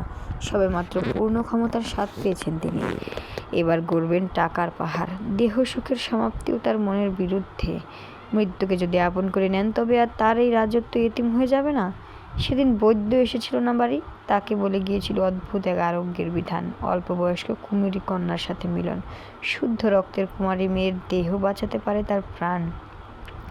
কথাগুলো তালুকদারের বিশ্বাস না হলেও তিনি আগ্রহী হয়ে উঠেছিলেন। ভেতরের মৃত্যু ভয় তাকে কুরে কুরে খাচ্ছিল। এমন কঠিন ব্যাধির আরোগ্য ব্যবস্থা যদি এতটা আনন্দদায়ক হয়, তবে শুরু করা যাক। অসুখের যন্ত্রণা ভেদ করে সেদিন কামনার জোরে ভেসে গিয়েছিল তালুকদার মশাইয়ের মন। প্রজেক্ট রজনীগন্ধার জন্য যে মেয়েগুলোকে কোলের কাছে রাখা হয়েছে, তাদের মাঝ থেকে একজনের সাথে রাত কাটাবেন বলে মনস্থির করলেন তালুকদার। সবচেয়ে অল্প বয়সী এবং নিষ্পাপ চোখওয়ালা মেয়েটি হবে তার শিকার। তবে সমস্যা একটাই, এতদিন এ সকল পাপকর্মে তিনি পুরোপুরি নির্ভর করতেন বড় ছেলে তুর্যয়ের উপর। এবার কে তাকে সাহায্য করবে? চারুলতার প্রতি ক্ষোভ বেড়ে চলেছে তার। এত যত্নে নিজের মতো করে গুলোতলা ছেলের পরিবর্তনে বুক ফেটে যায় তার। এর জন্য দায়ী শুধুমাত্র চারুলতা। সন্ধ্যার আধো আলো আর তীব্র অন্ধকার যখন ধীরগতিতে গ্রাস করছে চতুর্দিক, তালুকদার মশাইয়ের ঘরটা ক্ষণিক কাল আগেও গমগম করছিল মানুষের ভিড়ে। মুরব্বীরা বসে গ্রামের উন্নয়ন, ঘাট প্রকল্প, বিভিন্ন প্রসঙ্গে কথা বলছিলেন। এখন পুরো ঘর নিস্তব্ধ। বাতাসে ভেসে বেড়াচ্ছে সস্তা বিড়ির ধোঁয়া, ঠান্ডা হয়ে যাওয়া চায়ের কাপ। তালুকদার বিছানায় আয়েশ করে বসলেন, এমন সময় দরজায় আড়াল থেকে ঘরে প্রবেশ করলো জোহরা। হাতের ট্রেতে নাস্তা সাজানো, গুটি গুটি বায়সে এগিয়ে এলো তালুকদারের দিকে। মুখে অদ্ভুত হাসি, যেন এমন একটি নির্জন সন্ধ্যা তার বহুদিনের বাসনা। চা নাস্তা সাজাতে সাজাতে আচমকা সে চোখ তুলে তাকালো তালুকদারের দিকে। তালুকদারের কপালে গভীর বাজ, চোখে উৎকণ্ঠা দৃশ্যমান। জোহরার উৎকণ্ঠার কারণ অতি ভদ্রস্বরে জানতে চাইল, চাচা যান, আপনারা এত চিন্তিত দেখায় কেন? তালুকদার সামান্য গলা খাকারি দিলেন, তেমন কিছু না, গ্রামের ব্যাপার স্যাপার, চেয়ারম্যান হয়েছি, দায়িত্বের ভার তো কম না। কথাটা বলতে বলতে তিনি চায়ের কাপ হাতে তুলে নিলেন, সুস্পষ্ট সংকেত তিনি এই আলোচনার সমাপ্তি চান। কিন্তু জোহরা সহজে ছেড়ে দেওয়ার পাত্রী নয়। সে এগিয়ে এসে ট্রে শেষ বাটি নামানোর ভান করলো। ইচ্ছাকৃতভাবে উবু হয়ে বসলো তালুকদারের কাছে। প্লেট রাখার নাম করে শরীরটা হালকা ঝুঁকিয়ে দিল। মুহূর্তেই তার বুক ছুঁয়ে গেল তালুকদারের বাম বাহু। ঘটনার আকস্মিকতা তালুকদার চমকে উঠলেন বটে, তবে অভ্যস্ত পুরুষের মতো মুহূর্তেই সামলে নিলেন নিজেকে। জোহরা এবার মৃদু হাসলো, ফিসফিস করে বলল, আপনার শরীর খারাপ হইতাছে দিন দিন, এইভাবে চিন্তা করা কি ঠিক? আপনি আমার নির্দ্বিধায় বলেন চাচা, প্রয়োজনে আমি ফাহিমের সাথে কথা বলি, ও না হয় আপনার সাথে থাকলো, সব কাজ টাজ কইরা দিল। কথা শেষে জোহরার দৃষ্টি ছিল আবেদনময়ী। ঠোঁটে লেগে থাকা রহস্যময় বাঁকা হাসি, যেন সে বোঝাতে চাইতে শুধু নাস্তা নয়, নিজেকেও সঁপে দিতে রাজি সে। তালুকদারের মতো তার জীবনেও রয়েছে অত্যাধিক লালসা, যা আদায় করে নিতে যে কোনো মূল্য চুকাবে সে। তালুকদারের অভিজ্ঞ চোখ এই ইঙ্গিত অগ্রাহ্য করেনি, কিন্তু মুখে কিছুই বললেন না। তালুকদার জানেন, সরাসরি মুখ খোলা মানে অকারণে জটিলতা থেকে আনা। শুধু নির্লিপ্ত দৃষ্টিতে তাকিয়ে রইলেন। ভাবখানা এমন, জোহরার কোনো ইঙ্গিত তার বোধগম্য হয়নি, অথচ অতি সন্তর্পণে একটি সিদ্ধান্ত নিয়েই ফেললেন তিনি। অন্ধকার ঘরে নিঃশব্দে ছুঁয়েছিল তুর্য আর চারুলতা। জানালার ফাঁক গলে জ্যোৎস্নার আলো ছড়িয়ে পড়েছে, বাতাসে পর্দা নড়ছে। তুর্যের শরীর এখনো প্রচণ্ড দুর্বল, চোখ বন্ধ করে শুয়েছিল সে। চারুলতাও আগ্রহ নিয়ে চুপচাপ তাকিয়েছিল স্বামীর মুখপানে। নীরবতা ভেঙে আচমকা চারুলতা বলে উঠল, একটা কথা বলবো? তুর্য আলতোভাবে চারুলতার চুলে হাত বুলিয়ে বলল, একটা কেন, অনেকগুলো কথা বল, তোর টট্টরণেই শুনতে ভালো লাগে। চারুলতা মৃদু হাসল, না এখন বলবো না, আপনি আগে পুরোপুরি সুস্থ হন, এরপর বলবো। তুর্যের ভ্রু কুঁচকাল, এসব আবার কি রংঢং, এখনই বল। এমন রংঢং কিন্তু আমার পছন্দ না কইলাম। চারুলতা মুখ ঘুরিয়ে নিল, না এখন আমি বলবো না। তুর্যয় জিদের বসে বারবার প্রশ্ন করতে লাগলো, না বললে আমি কিন্তু ঘুমাবো না, এখন ভাইবা দেখ অসুস্থ মানুষটারে জাগাইয়া রাখবি কিনা। চারুলতা গভীর শ্বাস নিয়ে ধীরে ধীরে বলল, আপনি অনেক খারাপ। জানি তো, যেটা জানি না সেইটা বল। আমি চাই আমাদের একটা বাচ্চা হোক। কথাটা শুনেই তুর্যয় উচ্চস্বরে হেসে ফেলল, চোখে মুখে দুষ্টুমি ফুটে উঠল তার। এই কথা, তোর এই শখ পূরণ করার যথেষ্ট শক্তি আমার এই অসুস্থ শরীরেও আছে। স্বামীর কথা শুনে চারুলতা লজ্জায় লাল হয়ে গেল। দ্রুত তুর্যের বুকে মুখ লুকালো, অস্ফুট স্বরে বলল, নির্লজ্জ লোক একটা। তুর্য হাসল, চারুলতাকে শক্ত করে জড়িয়ে ধরে বলল, নিজে এখন পোনা বাইল্লা মাছ, তার আবার বাচ্চা লাগবে। খুনসুটির ফাঁকে যখন যে তারা ঘুমিয়ে পড়েছিল, তবে সে ঘুমে ব্যাঘাত ঘটল মাঝরাতে। ভয়ঙ্কর দুঃস্বপ্নের কবলে পড়ে তুর্য জেগে উঠল। বুক ধরফর করছে তার, ঘন ঘন শ্বাস নিচ্ছে সে, কপালে জমে আছে বিন্দু বিন্দু ঘাম। চারুলতার ঘুমও ভেঙে গেল। তুর্যের অবস্থা দেখে ভয় পেয়ে জিজ্ঞেস করলো, কি হয়েছে আপনার, এমন করতেছেন কেন? খারাপ স্বপ্ন দেখেছেন নাকি? তুর্যয় চারুলতার কোনো প্রশ্নের উত্তর দিল না, শুধু অস্পষ্ট স্বরে পাগলের মতো বিড়বিড় করতে বলতে লাগলো, ও আল্লাহ, আমার এত বড় সাজা দিও না, এত বড় সাজা আমি নিতে পারব না, আমার দিও না আল্লাহ, আমারে দিও না। চারুলতা হতবাক হয়ে তাকিয়ে রইল স্বামীর দিকে। তার বুকেও মাঝেও হালকা ভয়ের জন্ম হলো। আলতো করে তুর্যের হাত ধরল। অন্ধকার ঘরে তুর্যের সেই অস্পষ্ট আর্তনাদ ভেসে বেড়াতে লাগলো অবিরত। তাহলে আজকে এই পর্যন্ত, দেখা হচ্ছে আগামী পর্বে। ততদিন ভালো থাকুন, সুস্থ থাকুন। ধন্যবাদ সবাইকে। আসসালামু আলাইকুম।